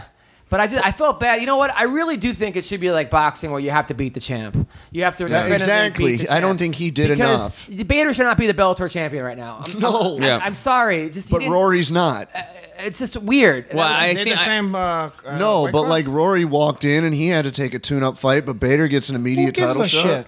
Yeah. Because Well, I don't think Bader deserves to be Okay, champion. but who deserves to be champ then? Phil Davis. Phil okay, Davis. aside from him, who Phil else is Davis. there? Actually, he's a big fan of yours, by the way. Phil Davis? Yeah. For real? Yeah. How come he never said shit to me? I don't know. I told him. I told he's him. cool, man. Yeah. Phil Davis. I is never, cool. I seen him at a thing before, and I assumed because he just kind of, maybe he just didn't recognize me because he Yeah. just brushed He's past. a pretty shy guy. maybe he's that- actually pretty Oh, shy. no, Is he? you know why I thought? Yeah. No, I know like, why. and actually, he's a character. He puts it on, but if you don't know him, like he's a very polite. I ran humble- into him at the Bellator event that they had at the that last one here in LA, and I walked by. I saw him, and I walked by him. Because I didn't think he knew who I was, Yeah. and he stopped me dead on. He was Oh, like, "What's that's up, man? You're not gonna say hi to me?" Yeah. Like, I didn't know you knew If who he the fuck knows I you, was. he like well, he's that's why. super cool. That's why you like the guy because he know who you Pretty are. much, yeah. If one of the handful of people know who you are, you get excited.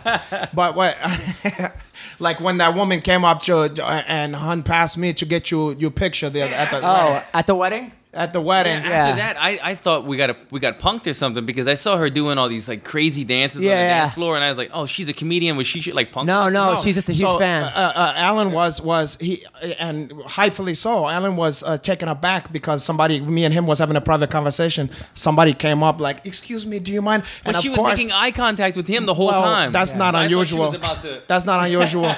but then Alan back up because he's not gonna Yeah. get in the way of that. He's used to this. And I get headed to take the picture, and she goes, I'm a big fan, Alan Jouban. And both of me and Alan Jouban was drinking. We did a spit check. We said, what? What the fuck? And lo and behold, Yeah. she We wanted did a- face-offs she and wanted- everything. yeah, like no, that. she's she really wanted cool. a picture Yeah. with Alan Jouban, so that was refreshing. Yeah. And I thought, to me, it was more of a funny Why? one. Like I look up to God, like, wow, you throw a curve, you're always throwing a curveball. It's life, huh? It's just funny life. get You never know what's recognized. gonna I'm not happen. a celebrity. But what for me is not. She handed. You took the picture, right? I you know what? I said, why not? I said, why not? He was fixing his tie and shit. Like That happened at like Lavelle. I went after the show at Lavelle. Everybody, and Lavelle's been in Breaking Bad, and he's a huge star in the comedy world. And afterwards, like I thought, I featured for him, and afterwards. There was a huge line of people wanting to take, and they were giving me the picture, take a picture after I performed, and then they were like, "Hey, Adam, get in the picture." But I felt like they were Like they was throwing you a bomb. yeah. I almost didn't Yeah. want to be in the picture at that Like point. when you went to Bellator and they thought Greg was the host of this podcast. Oh, yeah, someone's like, "Oh my God, you're the host of MMA Roasted. Take a picture." I was like, "Sure, You're why like, not?" Damn. I'll tell you one thing though. When I went to overseas, I was in Guantanamo Bay for the troops, right, doing comedy for the military. Wait, you sure that's why you liar, were there? liar, You were there? liar. It was me and 5 comedians, and Victoria's Secret models were there on a separate tour. It was What's the Adriana Lima. Victoria's Secret? Victoria's Oh, Secret. the Victoria's. It was Adriana Lima, Marissa Miller, and Selena Eubanks, right? Yeah. Okay. But it was before their calendar came out. We didn't know who they were. But I was hitting on them because I'm like, fuck, if I get rejected by a Victoria's Secret model, ooh, Yeah. oh wow. It's a no-lose situation. So, but what's your name? Marissa Miller, the blonde. I don't know if you know her. Yeah. They were all really sweet, but they were like, oh, when's your little comedy skit? That's what they told us. So your skit. all these. I hate when they do that when they don't even know what that skit? is. Oh, They go, so- oh, you do a comedy skit? You do sketches. I like your skit. Like, Fuck, What's it called? What's it 3 called? days after I did the Tonight Show, Stand-up comedy? Not a fucking Megan skit. Olive came up to me 3 days after the comedy. She goes, "Are you still doing stand-up?" I was on the Tonight Show 3 fucking days ago. But so, anyway, so I went up to Marissa Miller and I was like, there were all these people there. I go, "Hey, can you take a picture?" She goes, "Okay, sure." And then I gave her the camera and I had to take a picture of me and my friend, this like Mexican comedian. No way. Beautiful. Everyone started dying laughing. I love it. She loved needed. She loved it though. They need That's to. You need to funny. take them down a fucking But then notch. this comic named Nemo Williams, right, who's like this white comic in this black community, he went to Selena Eubanks and did the same thing, and then he takes a picture of him and her. He goes, "Hey, I'm gonna cut out the mouth and fuck it later," right? So then she flips. Like, who the fuck you think you're talking to? And he's like, "Bitch, and he's like from the hood. He's from like Oakland and did like serve time. He's like, "Man, who the fuck you talking to?" And then we got banned from talking to the Victoria's Secret models. Like the comics were not allowed to go near them. Oh, he after fucked it up for everybody. Everybody. What up? Wow. So, But Phil Davis, the reason why I thought he didn't like me, it just came to me, is that when I was doing the Renato Laranja show, which everybody says a classic of comedy, and We need more. and MMA comedy, which we in the works, so we're talking about it's in litigation right now. But I did a thing where he created the old 1970s Hulk show, and I needed a black Hulk, I wanted to have a black Hulk, to really bring it on home there, even though he's green, but you can't tell the feature. It's gonna be black. So I wanted either to have Hampage Jax, which it was funny because I talked to Hampage. He didn't know what the fuck I was. And I'm talking to him in my car, and it was just he sounded sleepy, or he was like, it was one of the funniest. I think I might still have his voicemail. Anyway, he was fucking confused, and I said, look, this guy's not gonna do it. He don't know what's going on here. And I went to Phil Davis, and then Phil Davis, like, we had mutual friends and shit, and he just like didn't want to do it. And I thought, obviously when somebody do it, you go, oh, fuck that guy. You know what I mean? But because we asked him a couple of times, but then it was Haley because he had lost maybe for the first time or something like that. He lost in the UFC. It was a big loss for him, and he looked bad or something like that. And I think he was a little depressed. It was after a loss, you want to go do it. Was bad chiming. Okay? Funny shit. But for me at the time, I thought, wow, he must not, because a lot of the fighters is kind of chomping the bit to be on there. Also, who did that to us too? Dominic Cruz, because we was gonna have him play Charm Cruz. He takes himself we was gonna have him play Charm Cruz. It was gonna be like Tom with the C-R-U-Z or whatever. And I know you're a smart guy, you get it, okay? But we was gonna do fucking the scene with Iceman, so I'm gonna be Iceman, he's gonna be Charm Cruz, and he said, "Fuck," he said, it's funny, no, and I'll never forget that. No, don't forget that. When Phil Davis was fighting Vinny Magalish. That was the worst day of my. Well, it was the worst and best day of my life. I knew Vinny was in trouble because the night before it was like 2 a.m. Then they're fighting in 6 hours or something. It was in Brazil. Vinny's hitting me up. Hey, give me some more Phil Davis insults to write on Twitter. I'm like, dude, aren't you fighting in fucking 6 hours? What a goon. And I was there, and I was gonna call him. I was fucking there. I was not in the fucking corner of that piece of shit. He doesn't like me. I was there because Anthony Bourdain, a wife. Is a Octavia. I know. At the time, his wife, Octavia, she trains Hanzo, and she was a big fan of Uncle Hanach. Vinny's fighting this week, by the way. Well, we're talking about me. Now. Go on. Okay, so they fought fucking Vinny. World Series? He's fighting in Poland. Yeah. Of course, he's fighting in Poland. After he said he retired after he lost to Dave retired, Branch. then he needed some more money because he's broke. Okay, then he lost to Dave Branch. Okay, but anyway, so now he's fighting somebody in fucking Poland. Anyway, I was there, and I had talked to Joe Hogan. I was headed to, when he win, because I thought he was going to win, I was going to came and I was going to challenge him. And they was going to let me onto the cage to challenge this piece of shit. Yeah. And At the UFC fight? At the fucking No, UFC. they agreed? At the UFC. I talked to Joe Hogan beforehand. Everything was in place, okay? Now, guess what happened? All of a sudden, Phil Davis looked like fucking Larry Holmes out there. He looked like Charmy Hearns out there, and he's fucking piecing up Vinny like you never seen before. He looked like he was unstoppable. I can't believe that they agreed to this. And then, to let him on though, like they don't do that. Never mind that. No, what I had a call into Joe Hogg. We talked about it, and he told me he was gonna try to set it up. Then beyond that, I didn't know what was gonna happen, but in any case, I was very close. Yeah. I would have been able to got to him anyway as they bring the motherfuckers out. You know how they bring them out, the certain one? I was hide there. Were you wearing a gi? You know I was not wearing a gi. I was wearing one of my delicious fruits and vegetable shirts that you can get on stormkimonos.com. Okay. But anyway, you know who gave me some of the best respect in my life? Who? I was standing there. But anyway, he lost that fight, by the way. Respect? You know, Patch Healy was beat. Bam Bam. Yeah. Okay. He was beat Jim Miller in his own backyard because I was in Jersey that fight. Okay. And it was a tough fight, and he won that, but it was like a barn burner. It was tough, a gutty win. He's bleeding and sweating, and look exhausted. He's stumbling out of the thing. They bringing him out, and then he look up, and his demeanor changed. He said, "Oh, that 27-time world champion." Oh, no. I swear to God, that's how he didn't even say Uncle Hana. He said 27-time world champ. And he lit up, and he gave to me the proper respect. Yeah. And I'll never forget that. when And he then tested positive? and then the I was poor gonna say, guy that's- then the That's poor the guy got bonus his take. fucking purse taken away because he was because he was smoking natural medicine. Purse and double bonus. I think Yeah. that's the one he got a double bonus. $100,000. And that was 100 when grand. that guy, everybody got upset because Right, Misha Caraway. Tate, boyfriend, Caraway, said, "Oh, well, he shouldn't have smoked marijuana." Yeah. Which, look, if it was glaucoma, I can't excuse that one. Yes, of course. Now Chandler versus Primus. So Chandler loses. God, that was hard to. I saw the heat play of that one. But I don't think beforehand. I mean, look, I think he would have won that fight had he not twisted his ankle or fucked What up was his wrong ankle. with that thing? I never seen. Did he And- broke the fucking thing? And the heart that guy has, I mean, Unbelievable. he sit there and he actually hurt him. He actually landed a punch. I actually saw- hurt- I and saw the heat And play, then yeah. afterwards, he went crazy. You know what, Chandler? Even though you technically lost the fight, You won. I don't think anybody is gonna look down on you. you won the fans over. Nothing Yeah. against Primus or Primus. Is Yeah. it Primus or Primus? Premise. Primus. Yeah. Premise, I'd you like gotta- it to be Primus you because gotta of the put band. a- It's Premise. You got to put a double M on it like No, that. it's just Primus. Are you sure? Premise. Yeah. So anyway, so what happened to- So here's what happened. Oh. They originally, the athletic commission thought it was broken, the Yeah. ankle, but Michael Chandler called it drop foot.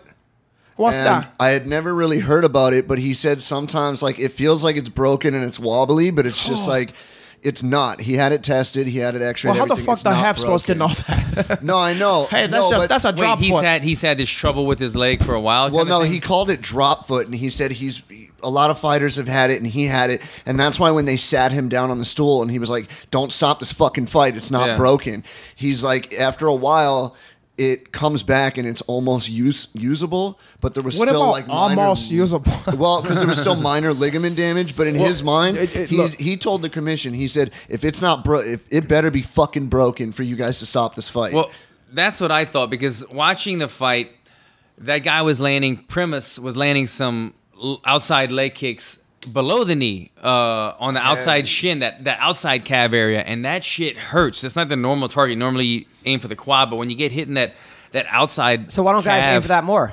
Just because you risk getting shin on shin a lot more. Anderson It Silva. hurts you a lot more. It hurts the kicker a little bit too. But if you can land on that thin muscle on the outside of your calf, it makes your leg go numb. And that's what I was thinking happened. Because after he got hit in that area, his fucking ankle was dangling and he was just spraining it over and over. It was like- I think that what they saw, because when I saw just the heat play, because it was on, a lot of shit on Instagram Yeah. or whatever, it was hard to watch, and I thought to myself, like, I might have even would have stopped that, because if you think a guy's, it looked like his shit was broken and he was just and you're saving him from himself, you know what I mean? Exactly. And so I mean, look, I love Chandler. He's one of the most exciting fighters. In my opinion, the fights that he had with Eddie Alvarez might be the best MMA fights I've ever seen in my entire fucking life. And I've told him that he's a good guy. I like Chandler, but you know, I think once he let the dust clear a little bit, he's gonna understand, once the emotions get out of it, that look, the guy was trying to fucking save my. No, absolutely. And they could give him an immediate rematch. Yeah, and that, he already got it. He already got it because I saw a tweet or something. I think he gained fans from that fight too. That's one a of lot those of guys ones. would have just said, you know what? Let's do this again. That's one of the ones. And didn't they finally stop it once he tried to, he stood up and then they put the stool and they moved the stool and he fell on his ass. Well, that's not his fault. I could do that to you guys here. No, I know. That's what I'm saying though. Like when the doctor saw him fall on the ground, or the referee, that's when he said, "All right, the fight's over." They pulled the stool from under him. He was trying to sit down. But that was like a Three Stooges. Yeah, you know, like if the Three Stooges boxing one. Klutzy motherfuckers that kind of. I'll tell you though, man. Mizzou Wrestling has produced some beasts. You talk about Chandler, Ben Askren, Tyron Woodley, all on the same wrestling team in college. Mizzou. Mizzou. And even Purdue. What chicken has to do with any of this? Even EJ Brooks, who's fighting in Bellator. Yeah, that's what I said. Frank Purdue. But yeah, so my Mizzou Wrestling has really got some studs. They're doing a good job with that program. What are you getting paid by? No, I'm just saying, like, to have those three guys all in three different leagues dominate. I mean, they're all champions in their leagues. You got Ben, you got Tyron. Why they don't call it Missouri? How come we call it Mizzou? It's just short for Missouri. Now, I'll tell you what happened with your. First of all, there's two fights. Aaron Pico, who who you been talking about? Just because the guy also is brothers with whoever it is that you hang out with at Pico that comedy Rivera? club, No. Pico Rivera. But it wasn't just me. First, Bellator gave this guy. What did I told you? What did I told you when we was talking about it before? You said that MMA's that he should have took a fucking couple fights before that. I agree with that. And then he lost to somebody. He lost to Zach Friedman, who's a tough guy. True, but he's not exactly a world beater. A name. I mean, I'm just saying. Yeah. I'm not saying anything about his skills. He's not exactly a name. So he showed him, look, have a couple fights for us, my brother. Also, Aaron Pico is a kid that, personally, I think he did a lot of things wrong. He was the #1 kid in high school for wrestling in the country. And instead of going to college, he skips college to go to the Olympics and trains at the Olympic Training Center, which he has not yet made the Olympic team, because I think you would get a lot better if you go to a really good college wrestling program with the monsters that are there than doing your own program in Colorado. And then Bellator gives this kid a contract at 18, which you got to be careful when you do shit like that. I don't care how good of a karate star, wrestling star, take it easy with the karate star. You are at 17 years old, or 18 years old. capoeira star like I was. They threw me right into the mix. Plus the fact he's been signed for 2 years now. To give these guys $1 million contracts. He should have went to the pros first. Go pro wrestling first. Cut your teeth out there. Well, he should have went to RFA, LFA. WWE. I mean, he should have. He could have went to WCW. I mean, have your first fight in Madison Square Garden. Touting him though. Not only your first fight, your first MMA fight is not only a fucking professional. He didn't even did any fucking Emmys. He had no Emmys. No amateur fights. No little shitty hinky dinky fight professionals. No even. Low level Bellator card. Yeah, he's gonna do his first. Arrogance. On a I guess pay-per-view. On the first pay-per-view of Bellator and the fucking or whatever, and at Madison Square, at the MSG. But look, I mean, they got him over at AKA or he's been at AKA. At AKA. So what? But he's training with giants. They got him with great guys. So what? That don't mean that they don't got him with great guys. It's just his fucking experience. Yeah. Like I said, you decide to do stand-up comedy, and you did a couple open mics or whatever, and then they go, hey, go to Carnegie Hall, kid. Yeah, no, it's ridiculous. You don't. The other thing at Laughlin. You got to start at the Laughlin. The Losers Lounge. At the Loser Lounge. For some reason, this kid took on Monte Carlo, Nebraska, or wherever the fuck your next place is. Aaron Pico took on this I can knock anybody out too. Like leading up the month leading up to the fight, he's like, I can knock anybody out one punch. I'm gonna knock this dude out. I'm like, why are you even talking about stand-up? Yeah, You're an Olympic level wrestler. Why is Adam even talking about stand-up? What the fuck? Like, why are you going out there to knock this dude out? Take him the fuck down. You train at AKA. I was late on that one. It's weird. Alan, what were you saying? I saw him hitting the mitts, and he had a little crack in his punches. And I think, you know, you get a new toy, and your trainer's saying, man, you got a natural ability here. He wanted I got to some test crack it in out. my punches. Remember when we used to spar? You said, hey, I don't want to get hit with that right hand because it pack a lot of flavor. But I heard he has boxing experience too. I mean, the kid might actually be something. But I heard he's at a weight class above where he actually should be. He's fighting at 55 now, or what was he at 7? I thought he was at 35. But I heard he little. should be at 35, but he fought at 55. He's trying to be the level his brother. Just because your brother is Pico Rivera, don't mean that Aaron Pico is gonna be the same. He like Doug Lima, his brother Diego had to be, you know, go to the lower and then come back. So Pico, he's not a Pico Rivera. Now Pico Rivera, he's not. I'll tell you who impressed me with beating your teammate, James Gallagher. Ran Shinzo. through Machida. Calm down, easy. Well, you know what? I think we both had the same thought. Well, I don't know. I don't want to speak for him, but my thought is that I'm a fan of Shinzo. I really like Shinzo, but that kid had that. You know, in the movie with Bruce Lee, the glow. Yeah. You know how certain guys got that glow. Like, you know, McGregor, whatever, you know, John Jones, whatever it is, he have that glow. He have what that. What about Ireland that gets like one good kid in each organization? I have no I fucking don't clue. think this kid's as good as everybody's saying. Okay. Alan? Shinzo, when he beat Shinzo like that, that should show you something. That should show you something, my brother. But I'm just saying, it just like McGregor, just like any of these guys, you're gonna go, I don't believe. Yeah, he beat that guy like that, but I don't believe. McGregor, then when he started, well, okay, a lot of people didn't though. Okay, and so when you see him, this was his first test against a guy who's like, okay, if he beat this guy, the shit is no fluke here. What don't you believe? What don't you see? They're touting him as like the next Conor, and I don't see him. First of all, he'll be the Conor first. had 2 losses. No, I know that. of all- No, but I'm just saying, like, they're like, the jiu-jitsu's amazing and the stand-up and the SBG Ireland. There's a lot of guys that have come out there. He beat Shinzo. I'm not taking anything away from that. I was going for Shinzo. I thought Shinzo would fuck him up. But I did not because I've been there. I don't see this guy as an elite level upper echelon fighter. Okay, Alan, and how time good? will Hold tell. on. Alan, how good is Shinzo in the gym? Shinzo's tough to deal with, man. But it's different because, okay, when I go train with them, I've got 185-pound Lyoto, who has the more power, but a little bit slower. And then I have Shinzo, who's a 55er, who's much faster. So Shinzo actually lands more on me because he's the faster guy. I'm the 70. But he's got a couple, like, go-to moves, same as Lyoto. And I know what they are. And if you don't know what they are, he's very tricky. That's what he knocks everybody out with. Shinzo does with his, like, kick-punch kind of move.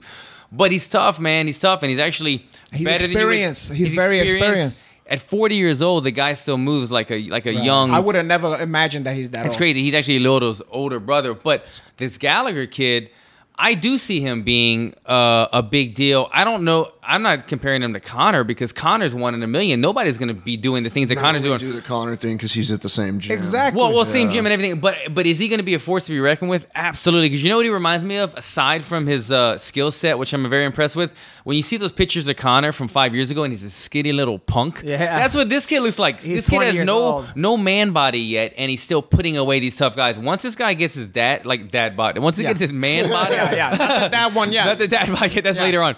Once he starts putting on muscle and athleticism and like going and doing all these strength and conditioning things, and he's going to be a force because right now it's all technique. Conor lost twice in less than a minute and a half. I know. Like I said, time will tell. Never lost. However, I like the best thing I want to see. I want to see him versus AJ McKee. It's gonna happen. Yes. It's gonna happen. But if He's Bellator been was calling smart, for that. If Bellator was They're smart, gonna wait. They don't do it. 3 fights. I think that's what they're gonna do. Those are their Separate 2 best guys Yeah. right now. I think that's what they're doing. Almost like a tournament, like a WWE. Like the good guy beats all these guys. He's The bad guy. 145. They're both, yes, How 145. much is what's his name? Caldwell. Caldwell's 35, right? Caldwell's 35. Yeah. Caldwell's a big 35, though. This kid, I want to see. I think Caldwell beats him. you know, Beats Gallagher? Beats both of them. I could see it. I gotta tell you this. Also, you know, you're saying he's not Conor McGregor. The first person to tell you that would be the Him. kid. Yeah, What the yeah. fuck? I always forget. James, I thought it was Gallagher. It's Gallagher. It is, Okay, so James Gallagher, he always said, he's like, I'm not Conor McGregor. I'm not the next Conor McGregor. I do my own style. Everybody else is making those comparisons. You know what I'm saying? Yeah, but he also has a Just fucking like monkey tattoo on his chest. I and understand. fucking- I understand. I understand. And he probably look up to Conor and all that kind of Yeah, shit. yeah. But he have a very different style, except for in the stand-up look a little similar. Yeah. But his jiu-jitsu is on a different level a than lot better grappler. his base is jiu-jitsu, whereas Conor's base was not jiu-jitsu. Yeah. So they're kind of opposite. But the way he's picking up stand-up is a little scary. And he does have that slight it factor, man. He gets on the mic and He he's believes confident as hell. He's not. You know how certain fighters try to act tough and Yeah. try to, or they try to overcompensate for the fear by getting in your face and all that kind of shit. He don't have to do that. He believed that he's gonna. He I still wish he fucking would have believed fought Bubba that because shit. they were I talking know, I was so just much about shit to to say, each the other. Twitter war and was I think that amazing. I think Bubba would have beaten him. Bubba's heavier. It's no? crazy to 45. think Bubba's No, Bubba was 45. I know, 45. right? Yeah. Shit. But But he's definitely bigger than that I kid. mean, I give Bubba's him a that. problem for a lot of people based He on is. that wrestling. Let's not talk. Let's anyway, let's Bubba's leave huge Bubba out for of this. 45. yeah, let's talk about the UFC that happened. Lee versus Chiesa. Kevin Lee looked amazing. Wow. And you know Wow. what? I'm upset with Mario Yamasaki's stoppage for a couple reasons. Number one, either the guy goes out or he taps. That's when you end it. You Okay. absolutely right. Number two, not only did he take away from Chiesa's ability to win, but he also took away from Lee's victory. Because now no I think one's Lee talking was the about- biggest loser out of that situation. Yeah, because people aren't I'll give talking you my about 2 people cents aren't later. talking about how good Lee is. Yeah. People aren't saying how Lee beat Chiesa in a way that no one's beaten him before. It's all the ref. It's everyone's talking about what Yeah. Mario Yamasaki and how Chiesa got screwed. Yeah. And I think Lee got screwed more than Lee everybody. got screwed more than anybody in that situation, okay? And by the way, before you think that I'm hating on Chiesa, I've always been a fan of Chiesa, okay? And we have mutual friend. He's trained at 10th Planet and stuff like that. So I like the guy. And his story is inspiring, all that kind of stuff he's fought through. I love the guy, okay? But, Lee is one of our boy here. You know what I Yeah. mean? Like that we hung out with, and we always talk to him on the show. So like my loyalty was to the Mo Chang Phenom on this one. Okay. Right. So what I saw. So take that with a grain of salt when you hear what I'm gonna say here. But when the way look. That fucking finish, okay? No matter what anybody want to say, okay? If there's one stuff I know about is jiu-jitsu, okay? He had a chance when the choke was in the regular position, the normal here naked choke, okay? Because he was getting hit of that one, the high arm, okay? But then when he switched to Dan Severn, and he closed off the escape avenue with his shoulder there. And he have the the Dan Severn choke is the Gable they also grip. call it Gable Captain America, whatever the fuck you want to call it, is the Gable grip. Okay, there is no way out of that one. I'm sorry, because the only way out would have been if he didn't have the anaconda or whatever. Maybe he can somehow twist like the girl who shit herself. Yeah, Okay. just we'll talk about that. Yeah, but in that moment, there was no way for him to go. And as you could see, he wasn't defending that one. Yeah. And the only way to go there is out. And it would have been maybe 5 more seconds or something like that, and he would have been just convulsed on the ground. Right. Okay? So Chiesa's great. He was not getting out of that. He was going to lose that fight. Okay? So, yes. Kevin Lee was the worst hobbed out of that one, because in a way Chiesa was benefit from that, because he was not going to win that he was not going to get out of that situation, but now he can have a thing like, hey, I didn't get beat. Now, you know what I'm saying? Someone says that like a defense is to fake like you're going out. That's the and biggest bullshit I ever heard in my fucking life. If that's your if that's your defense, you're in the wrong fucking spot. That's not look. I'm sorry. It's not Adam's words. No, I'm just saying somebody I'm sorry, online. I'm sorry, I'm someone talking online to- said no. What he usually does, he fakes like he's going out. The guy eases up, and then he tries to get it Okay, off. so anyway, I think it's a bad defense, Even if too. that's your defense, okay, that wasn't going to happen here. There was two. If you would said to me that there was 5 seconds left, I would have said, boy, he got hobbed there. because he could gut it out maybe for 5 seconds, something like that. What was there? 30 seconds left? Yeah. 25 seconds. You. Chances are he was going to get submitted. But I will say this about the position. You said Dan Severn. For you guys listening, I think what you're kind of referring to is when you have that gable grip on the downside, the choking arm is on the top, the other arm supporting it is on the bottom. That's kind of referred to as a Dan Severn, right? No. Just that hold. I understand. Right. I understand he had him on the Hong side. I understand right. that. So what I'm kind of saying is he had the arm that was pulling the choke across was underneath Lee's body and the cage was behind him. So I'm saying there was a small window there where Lee couldn't posture completely because the cage was behind him and he was laying. You don't need to posture there. Laying on the choking You don't arm. need to posture there. You do the opposite of posture. You lean into, you crunch on into that it. one, that Dan Severn type style choke. On any fucking hair naked choke, I do not pull back. On any chokes, I'm trying to reduce space, not create space. Okay? Look, I'm not saying he was getting out, but I challenge anybody. Here's what I'm gonna do here. Any of the fucking expert in fucking out there on Twitter world or on the Facebook or whatever, you let you Uncle Henach put you in that fucking position and give whatever amount of time was left on the clock, and you see if you're gonna get out of my fucking choke. Joe Rogan tweeted. Someone said yes, and there's absolutely a chance Mike could have gotten out. That's the shame in the stoppage. That's what Joe Hogan said. A choke early. Okay. Well, it's just a fact. There's absolutely a chance. You but put it Joe doesn't mean Hogan it in doesn't that same position with me, and we'll see if he get out. Well, I mean, you have to admit this. Was that 100%? What 100% would he have gotten that? No, it's not. It's not absolute, man. Nothing is absolute. 3 fights before that, Justine Kish was in a locked-in rear naked choke by an assassin on the back, and Felice, and she got out. Hold on. Now, let's go back to that. She was not in the same exact choke. It was a different choke. Okay, it was a different choke. It was a different hand position. But no submission is 100%. But hold on. No. Okay. Listen. Another thing is she was able to turn into her.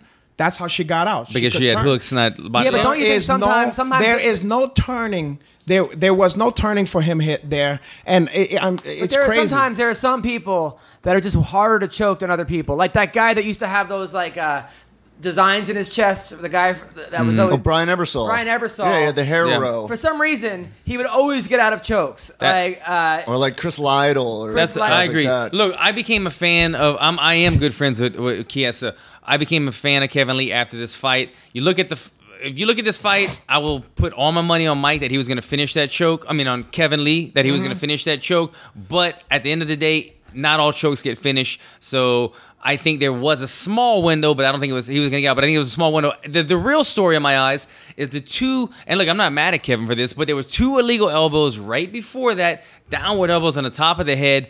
Mario Yamasaki didn't even give him a warning. It cut him. That's what the blood was dripping in his face before he got the choke, and there wasn't even a warning. I heard that Michael's actually protesting that right now. I did see one of those. Yeah, then I have a question for you. He had his back against the cage. I get you. And he goes down on. Not only were they 12-6, but they were on the Mohawk, which were both double illegal without a warning. So that right there should have been a stand up or reset, maybe even a point deduction or a warning. But why were Michael's hands though not defending the choke before he fucked up. He fucked up on the defense. My man, I mean, he fucked up on the defense, but he should have never been in that position because of the illegal elbows.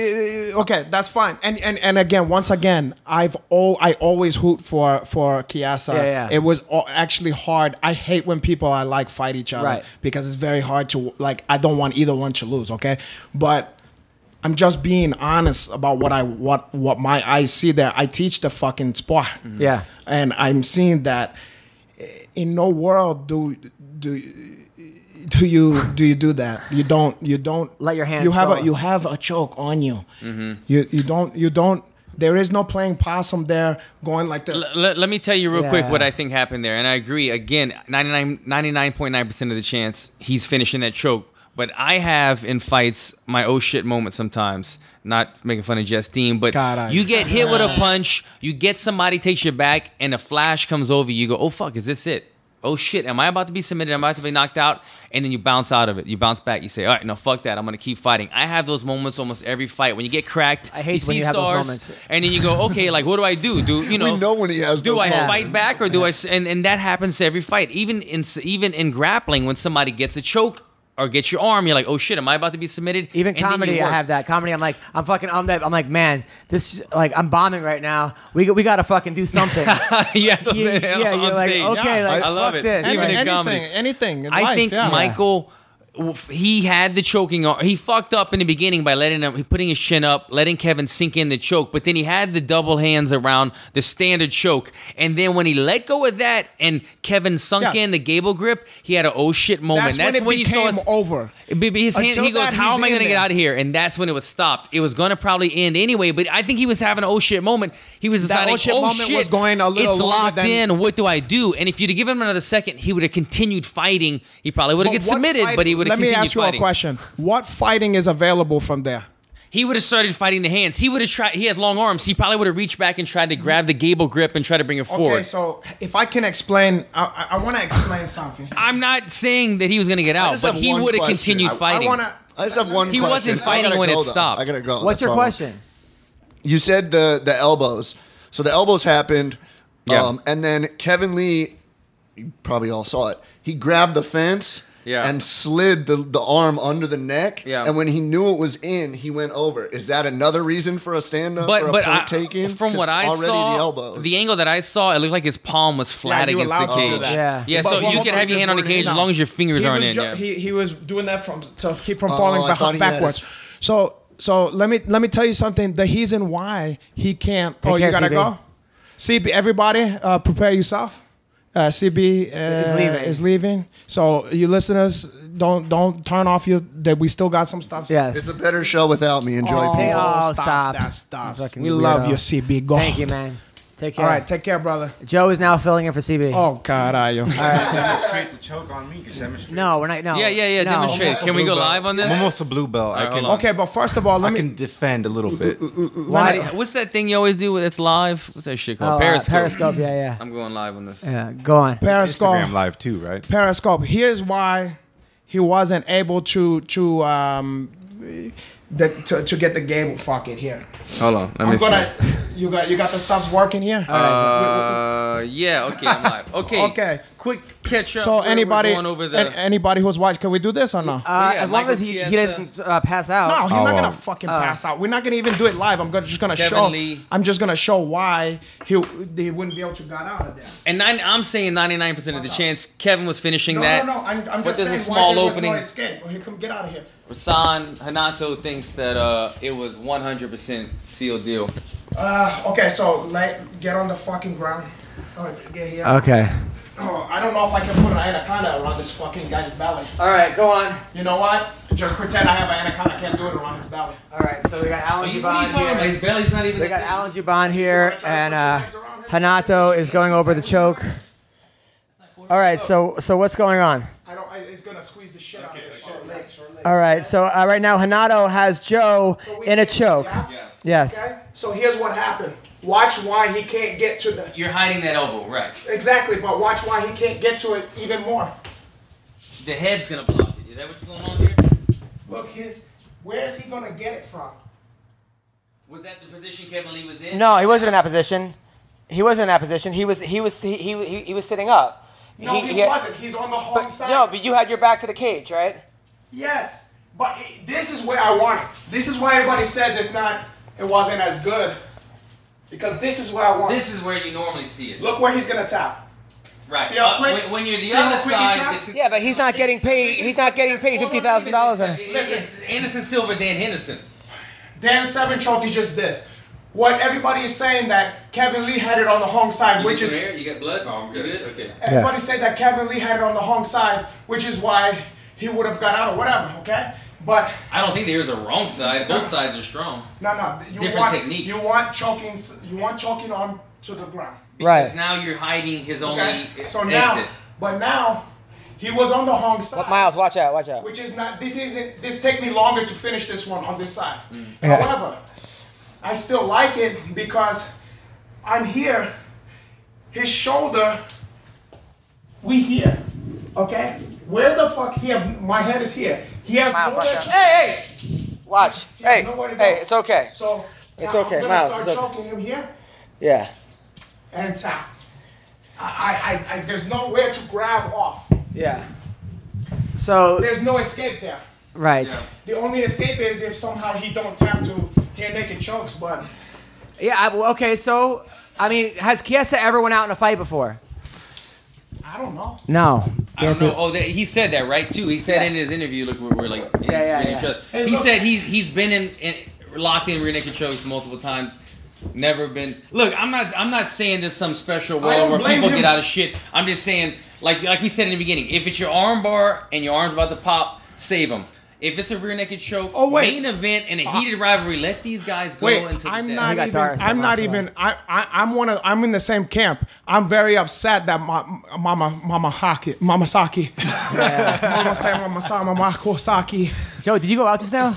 No. He was getting. I was getting the white. and that was white from how dot. He was much? letting the blood How many come back. seconds was that? That was like wasn't 2 30 seconds. seconds. Yeah, but he's also not getting $100,000 right now for the fight. But you I feel like I deserve $100,000 Your for carotid that. artery doesn't know about $100,000. Yeah. It stops the blood. Okay. So in any case, again, don't think I like fucking Chiesa. Okay. I'm know. upset, and he should have had the opportunity. If he wants to go out like that, let the man go out like that, because that's also respectable too. Fuck it, I'm not. I go out. Let him to do that. Go out on his shield.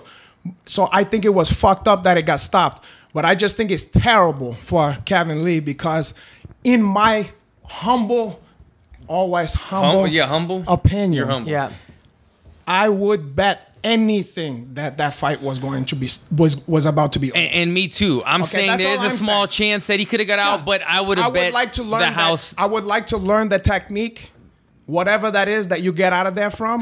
If anybody out there know that one, please tell me, because can't I just don't tickle? know it. The only Tickling or? Or grab the balls. the only I don't know the debate in this technique. fight was that Mario fucked up there with the early stoppage, but he fucked up mainly when he didn't stop the 2 illegal Now elbows that should have stood them up, and they never would have been in that position. That I go with. That I Yeah. believe, But as far as we just talking about the mechanics of that choke, and I think some people was commenting about it online that don't really know what they're talking about.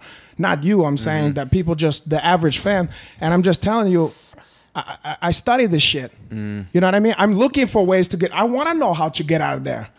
Yeah. I haven't found that way to get out of a and did he have the sunk- body lock in? Absolutely. So that, like we're saying now, that choke's hard to get out of when you have it in that position, but with the body lock as well, That's what I mean. It's even worse. Like to me, he was fine until that thing you said, where he switched it, where he where he switched that and got that. When that went in, I said it's over.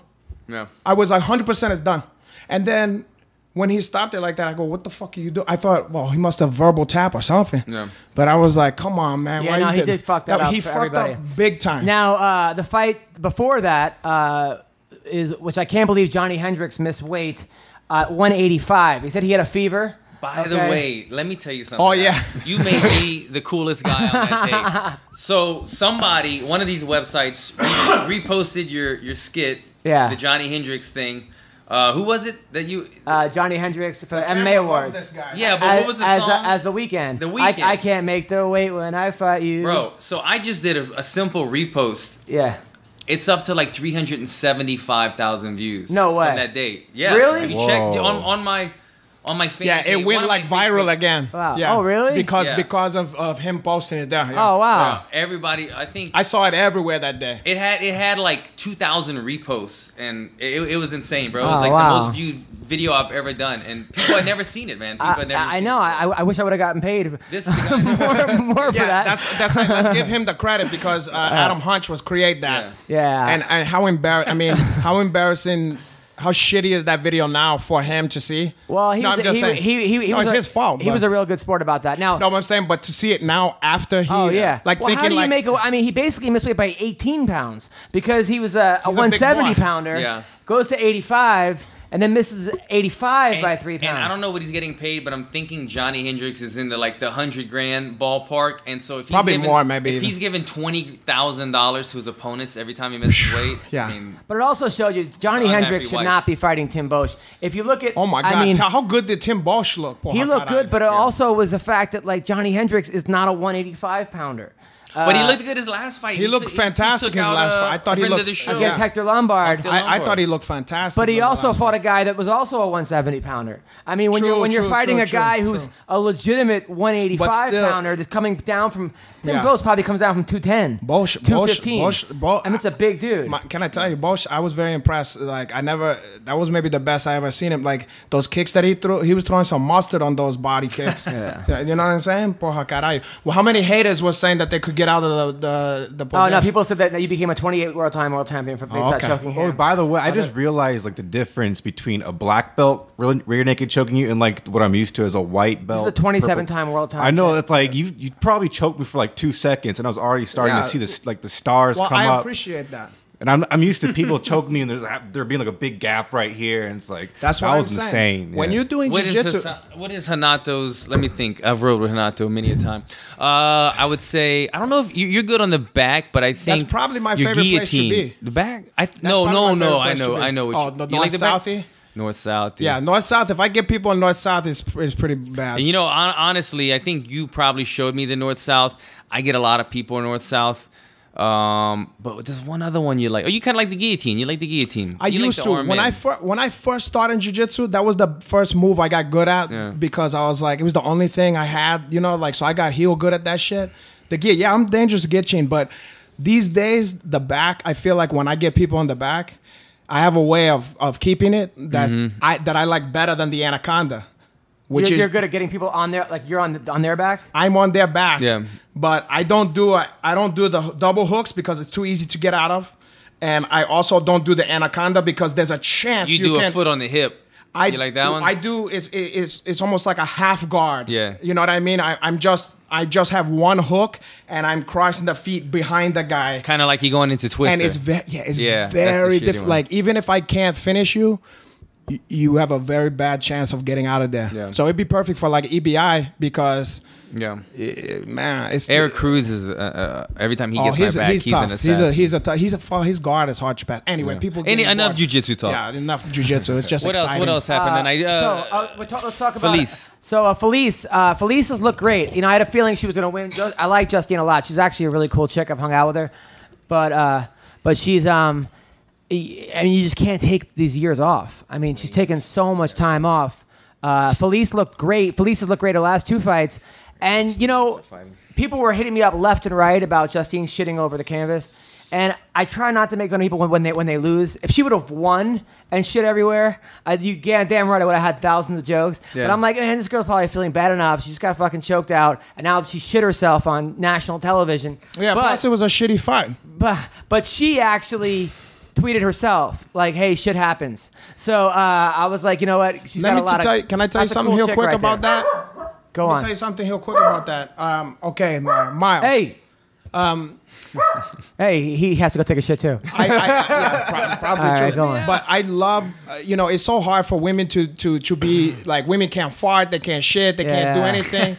They gotta shave the armpit, and hey, I appreciate that. But so it's very hard for a woman to go through something like that. I mean, it's hard for a man to go through it. Imagine how embarrassing. If I would have done it, I would have been. Yeah. Imagine how embarrassing for a woman. And you lost. But that she leaned into that shit, that pile of Yeah. shit, and smear her face in that one. And but I like that because now, because she had courage and because she said fuck it, hey, shit happens, and she went into it, didn't try to hide from it. Now she have dude wipes. Yeah. I know. They sponsor us. Yeah, Dude Yeah. Wipes. Oh, did they? Dude Wipes has offered her a sponsorship or whatever, and your Uncle Hanach might get involved in this process. Oh, nice. We in negotiation right now. I really wish I honestly wish her So last shout name out was. to Dude Wife. I wish her shout out last to Dude name was. Wife. I wish her last name was Justine Tish, Because then you could just say, well, she has shit in her name. Like, What's her last name? How you say it? Kish. Kish. Fine, You it's should say just- Ish because people say the Ish. you Just know? one letter off. Well, okay. You know how when somebody gets kicked in the nuts and Joe Rogan's always like, I hate seeing like the replay. I went back and watched the poo-poo thing like 5 times in slow motion because I wanted to see the exact moment. I wanted to confirm that that's what it was. It was also I a didn't know if it girl was, color like, shit. You could tell it was a girl color shit because Because it looked like baby shit. It looks like light. Yeah, exactly. It looked like baby food. It like guys have darker shits. And like, I'll tell you what happened. The choke was on heavy about a minute before that. She probably, squeezed out some bubbles. Yeah, it was yeah. a wet one. And then as they can pursue to roll, yeah. It leaked out later Yeah, on. yeah, And duty. I've been in that position, man. My pro debut, thank God it only went 15 You shitted seconds. yourself. Man, I weighed in at 171. I fought at 173. I only put 3 pounds back on. My stomach was, after you make weigh-ins, 2 pounds, but go on. you're bubbled up. Yeah. You have the bubbles in bubble gut, and you keep shitting and farting. And I was doing that up until fight time. After the fight, I had to go immediately to the restroom. If my fight would have been, and it was against a wrestler too. It was against can't think of his name. that was his name's brother, right? Exactly. Oh, What's his that name? fight, I was there. Yeah, you remember that at fight? the fucking casino, the Indian Tashi Palace. I was there. Kyle Griffin. Kyle Griffin. Yeah. If Kyle Griffin would have taken me down, I hadn't landed the knee, he would have ground and pounded me probably for 3 rounds, and I would have shit all over I myself. never So- knew that. You didn't tell me that. Thank Yo, God we I did. almost missed that fight because we was in the home with a bunch of us, and Yeah. that's a long drive to get out Yeah, there. I yeah. mean, we took a 3 hour drive, people. These guys were 5 smoking hours, natural medicine and doing all kind of carrying on. Natural medicine. And I was just, of course, I was just sitting there and just being myself. And we Wink, get wink. there, and then somebody was nervous and like, I think the fight we're gonna miss it. We're like, stop being a fucking baby. He's gonna take a while. Yeah. And then finally he was like, I'm gonna go, and we were like, oh, That might okay, have let's been go. Lila, probably. And it was I think it was a guy. And then finally we was like, okay, fine, we'll go to the fight. Just as we shuffling in to sit, like, just sit my ass in the seat. I'm still watching as the bell had hung. Just as I sit my fucking ass in the seat, Yeah. you knock the kid out. Yeah, Quickly. As my ass touched the seat. He was a highly touted wrestler too. Thank God, like I said, afterward, I'd never been so sick to my stomach in my life, and I was thinking, never fuck, knew if I that. had to fight for 15 minutes, I would have been dead, and I would have Can shit you all over imagine- myself. Can you imagine how different that went? You ended up looking Pro like the debut, most exactly. pro debut, the most unbeatable stud. Like Yeah. beats Yeah. the kid who's got all the heat behind her because his brother was in the UFC at the time. Yeah, Yeah. amazing. Griffin. It's crazy. You know It those could've been guys is opposite. half black. Did you ever realize that? Are they? Yeah, He does mean- really well in Metamoris, by the way. Huh? Yeah, Kyle I Griffin. didn't know he was like an ankle lock specialist all of a Yeah, sudden. but- and yeah, he's cool, EBI. and- oh no, EBI. I mean, EBI, But right. his brother posted one day on like a Father's Day, like a year ago. Yeah. Posted like him and his pops. It's just like a he's a straight black up guy? black dude. Yeah. And I had no fight. Now I can see it. It's almost the like a Griffin- black. the It's almost Griffin like a name Blake is- Griff. You can see it by his Yeah. butt. It almost looked like a Blake Griffin. Well, I Stop remember looking. Never when- covet thy other black guys have black guys. All right, so now let's talk about Carla Esparza. She won. It was kind of boring, but you know what? She needed a win. The takedown. Look, She's that girl looked very good in some of her other fights and very dangerous, even though she's very skinny looking and Yeah, shit yeah. like that. But Carla, boy, her takedowns is a beast. Yeah, no, she's got this. And I double- posted a picture on there because Yeah, I like there was Carla. a picture of her admiring Yoko Hinata. You can look on my Instagram. BJ Penn, I really think that these guys should have 1-round fights from now on.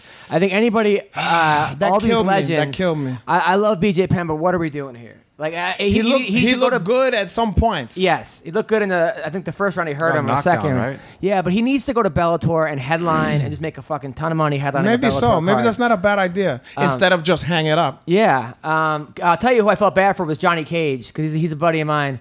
And Did I not see that? I might not have he seen fought that Tony one. Martin, and Johnny Cage is just one of those guys who's a tough fighter, but they keep giving him these guys who are just killers. killers, and he can't catch a break. Tonight, the World Series of Fighting is tonight. Oh, once again, you know, dear World Series of Fighting, advertise your fights, please, because I don't know. I hear word of mouth. Which is now PFL. Oh, PFL. Okay, thanks for changing the fucking title. So John Fitch is fighting Brian Foster. What channel, please? NBC Sports. Yeah, NBC Sports. They also put it on the one because I always looked NBC and then it go NBC Sports. When are you checking for NBC Sports channel when you're not looking for that?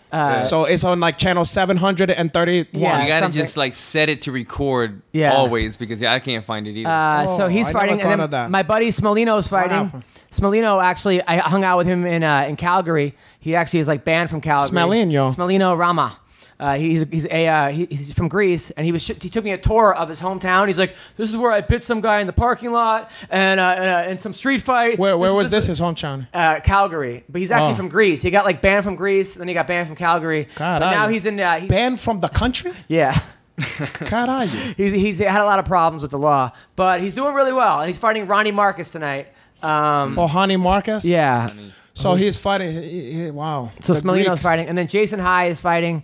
As well. He's exciting to watch. And Carlos Fodor is fighting, who beat his brother Ben Fodor in the last fight. The two brothers fought. Oh, what? Yeah, in the World Series in the They WSOF. hate each other. Yeah. Oh, the brothers fought each other. Yeah. Damn.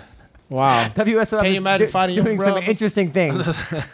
He will break your metatarsals. Or whatever my metacarpal. What it was like, he bent my metacarpal. And then I don't know if you've been watching The Ultimate Fighter, tough finale. Yeah. So Diego Lima is in the finals. Hey, let me tell you something. I'm already a fan of Diego Lima because also we talked to him. He was a sweetheart when he nice talked guy. on the show. I like that guy. He got a good sense of humor, sweet guy. But boy, his shit's coming together for him. He looked very nice. Against my buddy Tom. And by the way, another guy hard to not like. That's Yeah. one of those ones that I was talking about. Yeah, me and Tom How are can doing- you want someone to lose? We're doing comedy together next week. No shit. Me and Tom Galiccio. Where? I might go. In Vegas. Oh, in at Vegas. the LA Comedy Club. I'm not gonna go. I thought both guys super nice guys. I like them both, but I thought Lima should have been able to finish him. I mean, like he was just like waiting. Can to I be tell finished. you something? Some of those punches that he looked like one of those guys that you just can't knock out. You know what I'm Yeah. He hit him a couple But he also, times. I think, showed him he was a different class. I hate to say He it, did. but He did unlike outclass. defeat, He you did you outclass saw the outclass. But then Tom hung in there, and you're like, man, this guy because might. that shows you what fucking- kind of guy Cham is. You know, he's a fucking beast. He was outclassed in that fight, and he still was in the fight. You Yeah. know what I'm saying? But Diego Lima, I know what you're saying about that. You think like, why the fuck didn't he put him away? But I feel that the way his techniques look and that he didn't like. He wasn't in a hush. I get it. I He was feel like he comfortable, showed yeah. that he was a heel professional. You know what I'm saying? He didn't Yeah. look like he was even thinking about losing that shit. Yeah, I get it. He was comfortable. He was in control. There was no reason to do anything crazy. But at the same time, you got to think like I agree. They want to see guys that smell blood and kill you. I agree. So, But I feel like that's there, like that's coming. yeah. I don't know who he's fighting next. Is it going to be Kraus or is I Kraus feel in like it can't be Kraus because they're setting it up, right? it feels like they're setting it up a lot, and then also, even though, I remember, I don't know when it was, but I remember a while back when they must have been filming the show, seeing this fucking guy in the hospital for like a horrible, like life-threatening James Krause? staph infection or whatever. So like I don't know. I don't want to blow anything. So we're thinking I it's going to don't be Jesse Taylor or know. Somehow I just don't feel James Krause is gonna make it. I feel like they're gonna bring what's the name back for some reason. The black dude from Long Island, Eddie Truck Gordon. Oh yeah, I don't know. That would be crazy because didn't they fight in the finale the first time in the finals? Oh shit! Eddie I don't Gordon and Lima. Yeah, Eddie knocked him out. Eddie, and what if they brought back? I was thinking the same thing. I was like, why don't they bring back Gordon? shit. He's the You biggest, know what? toughest guy You in know the what? competition. They might do that because wouldn't that Another- be the biggest story? Yeah. The He's only the guy other that should've the won only the other show. big story is the redemption of the fucking kid who blew it. The kid who was Jesse unbeatable. Taylor. Yeah. Is that his name? Yeah, Yeah. That kid. That's the only other thing that I think people is like, this fucking guy. Everybody knows he would have won that season. Yeah. You know what I mean? And then he fucked up his life. You know. So what do you got coming up, Alan? Look for me fighting in Mexico City if this thing gets confirmed August 5th, and then a bunch of other shit. All right, and then See how I word it? I can see that. we're gonna end the podcast. Alan has to go. Hanada, what do you got coming up? What do I got coming up? We got our stuffs in what? Me and you got a thing in Yeah, but San that's not Diego. open to the public. Oh, nice. But however, Yes, Alan, thank you. okay, my brother Alan is leaving now. He got better shit to do. Right, somehow. right. Yeah, we got a thing that's not open to the public. But if you're out in San Diego, you know, you might wanna host, you know, me and Adam Hunch at your lounge, And that's July 10th. your bar and grill, Yes. July 10th. Yes. Because we're gonna be out there, and if you're a fan of us, maybe you want to treat us to a drink or some. Well, there actually are or people some that, poontang. there are people that hit me up about meeting you. By the And way, if you want to give Adam Hunch some poontang, since he can't take it, I'll take double the poontang. But on top of that, go to stormkimonos.com and you're gonna get, you know, the Uncle Natch gear. And don't buy the stuff anywhere else because it's fake bullshit. Right. And I keep constantly seeing fucking counterfeiters. Really? Yeah, and it's pissing me off because not only are they hipping off designs, but they're making their own shit that I would never approve. That I don't. It's not my style. It's not something I would put out there. And people buying that shit, and it fucking pissed me off. So The Renato Knows t-shirts, are those yours? Those are mine. But who knows now? So don't. Unless I sold it to you or fucking stormkimonos.com sold it to you, don't buy that shit because none of that is going into my pocket. It's just fucking thieves stealing from me. Right. And it's fucking bullshit. Okay, and I got people. Now we got Storm Kimono's lawyers going after these fucking people, but there's a process. Right. Okay, but so anyway, now the best way to find out about all my shit that I'm always doing, I encourage you to go on Instagram or Twitter and find your Uncle Nacho on there. It's Renato_Laranja, Renato_Laranja, and I'm gonna tell you all the beautiful stuffs that I'm doing. Okay. And you're gonna enjoy yourself. It's gonna be your favorite thing on Instagram and also in your life, boy. Joe, what do you got coming up? Oh yeah, I just started my new Twitch channel. I'm gonna be streaming my podcast on Twitch. The fuck that means? It's just like live streaming, sort of like Periscope, but on the computer. Now what's another stuff we gotta pay attention to? A lot of people are on it. Wait, did you do Blue Apron today? Yeah, I did it before you got here. Oh, you fucking piece of shit. Did you did it before I got here? Do it now. Okay. All right, twitch.com/weendog. You follow me on Twitter, Instagram @theweendog. Follow me on YouTube at Weendog TV. I just made Weendog business cards also. Oh, God. What do you think is 1987? I have my Tinder profile on my business cards. And, Really? yeah. You also, where you work, doing Wien Schnitzels? I work at I'm a wizard at Harry Potter World. Wait, time out. You don't gloss over that. I said, where you work? He said, I'm a wizard at Harry Potter World. You're a wizard at Harry Potter World? Yeah. You part of the beautiful wizarding world of Harry Potter? Fuck yeah. That's pretty cool. Imagine the dismay when a parent sees that the fucking wizards that they came to pay a lot of money to see is your fucking wind dog over here. A guy who was fucking underage kids and old ladies who was dying in traffic. Yeah, I mean it's an all right job right now. Unbelievable. Tell me about the process of that one. I mean, it's a good summer job. I'm probably not going to be there much longer because no shit. It's unbearable. It's unbearable. Why is unbearable? It's hot out there. hot, right? It's hot. It's like I'm out there all day. I'm averaging about like 15,000 steps a day, like 6+ miles. What kind of wizard tricks you got up your sleeve? I just go around, play with little kids and stuff. Talk to little kids. Make their day. Do you have to know What about do you Harry tell Potter? them? Oh, I know. Yeah, I'm deep into Harry Potter. I know all that stuff. What you telling these kids? I just like you got to theme with them. You got to pretend that you're a wizard. You got to treat them like they're a wizard. And I actually got. So in you trouble. got to treat them with mutual respect. Yeah, I get in trouble all the time there. Why? Though. Like I got in trouble for scaring the guests. Like I got into deep trouble. What you show scared them them with? You showed them your magic wand. Yeah, I mean, no, I was hiding behind like a corner. That thing is circumcised you? He told them It his is life serious. goals. Huh? He told them his life goals. Yeah, they're And they terrified. said, let's get out of here, kids. This is the most depressing, the wizarding. I don't like that one. Yeah, I got in trouble for scaring the guests. I get in trouble all the time. But yeah, I mean, the hours suck. I mean, it's like, I wanted a part-time job, like work like 4 hours like every other day. But they're scheduling me like 5 days But now a week. you told me you were working at Universal Studios in their business department, and then a week later you're the wizard at Harry Potter Land. They put him in the wizards department. Well, they transfer you a lot That's there. what they like, put a fucking bum. They go, you know what? I got a job for you. You don't belong here crunching numbers. You belong out in the field But with the you fucking told me you wizards. applied to work their business I department. did. And they made you a wizard? Yes, pretty much. They said, hey, that's cute. Put this fucking costume on. You're late. Hey, what size are you? Put this fucking costume on. Get out Pretty there in much the how it heat. goes, But man. did you think you were going to be crunching numbers for them? I didn't really want to do that because that's sort of like a career you get sucked into. Yeah. But- Now they got you out there pretending you're playing Quidditch out there with the fucking Mexican kids. A lot of Mexican wizards tugging at your fucking Are they all tassels. Mexican kids? Believe it or not, it's mainly like Asian tourists Yeah. and Indian tourists. / Mexican kids. Are there any hot chicks or no? Oh, there's some. I actually saw the hottest lesbian couple I've ever seen in my There's a lot of entire hot. life. I gotta be honest. There's a lot of hot chicks at that fucking Universal But Studio. have you got any numbers or hooked up with any girls? No, mainly it's girls like my coworkers that are trying to bark up this tree. But let's just say I got my hands full. You mean the already. other fucking wizards that they got there? Yeah. Yeah, I can imagine they got some dynamite chicks out there putting the fucking wizard costume. We're trying to bark up your tree. Trying to What do you bark up mean? my tree. They don't hide the hot girls under a wizard's cloak. They put they don't put that ones. They're the princesses, right? Yeah, they don't put them to be a wizard.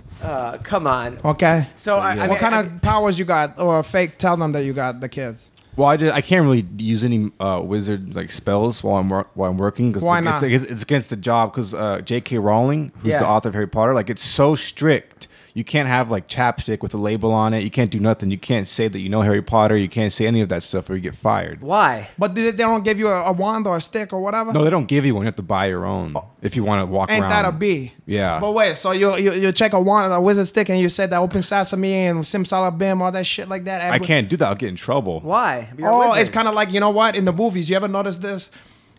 Go watch any movie, okay? Where it's somebody's birthday.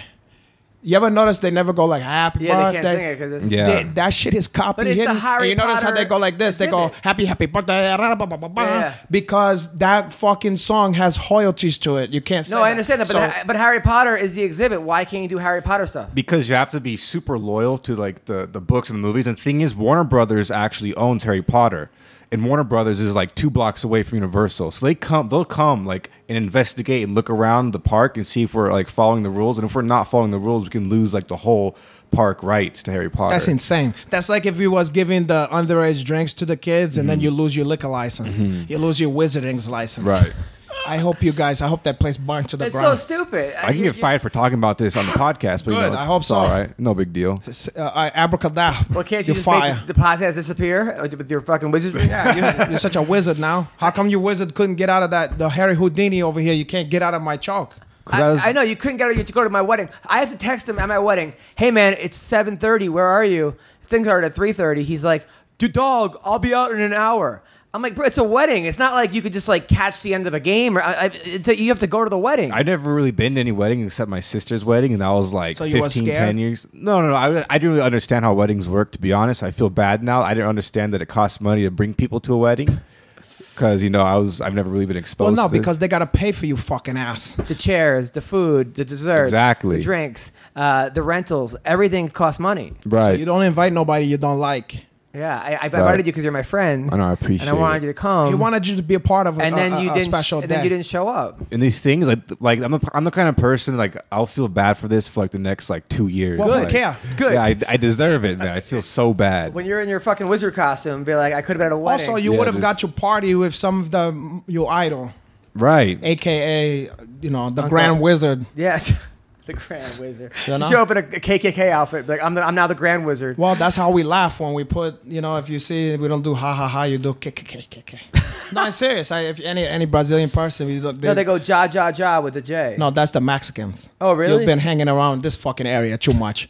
Okay, we're not talking about your neighbors. We're talking about Brazilians out here. So do you have any shows coming up or no? No, but I have questions for you guys. Okay. I got something to talk about. One What's last that? thing. Well, you got So- a monster pick with us? Well, I know you guys are, you're very handsome gentlemen, Well, of course. especially Renato. But like, I'm pretty sure you guys, you've had plenty of experience in the bed, right? You've I got experienced some. everything. You've Somewhat. experienced I everything. I call him up. He's getting blowjobs on the phone. Yeah, that happened and you once. answer the phone while Well, getting a because blowjob. it was either that or just let it go to voicemail. Yeah, you're getting a blowjob. But it was something where I think I owed you a call. How long and was this blowjob?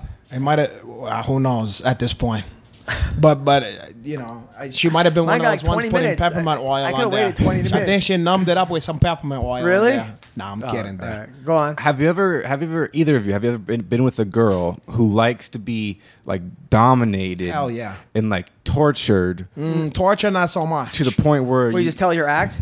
yeah, no, like to the point where she wants you to put a gun to her head while you make love to her. No, No. but let me tell you something. If a girl wanted me to do that, I wouldn't have a qualms with it. Come on, a gun? You have a gun? Never mind that. If it wasn't loaded, and she wanted you to just I wouldn't do even it chance as a it. fantasy. Okay, why? There's a girl that wants you to do this? Well, you see, I met If a it's girl. not loaded and or you could do a fake gun. I mean, you water could do a gun. replica, one not of a those water things gun. that has, like, It's too bang. light.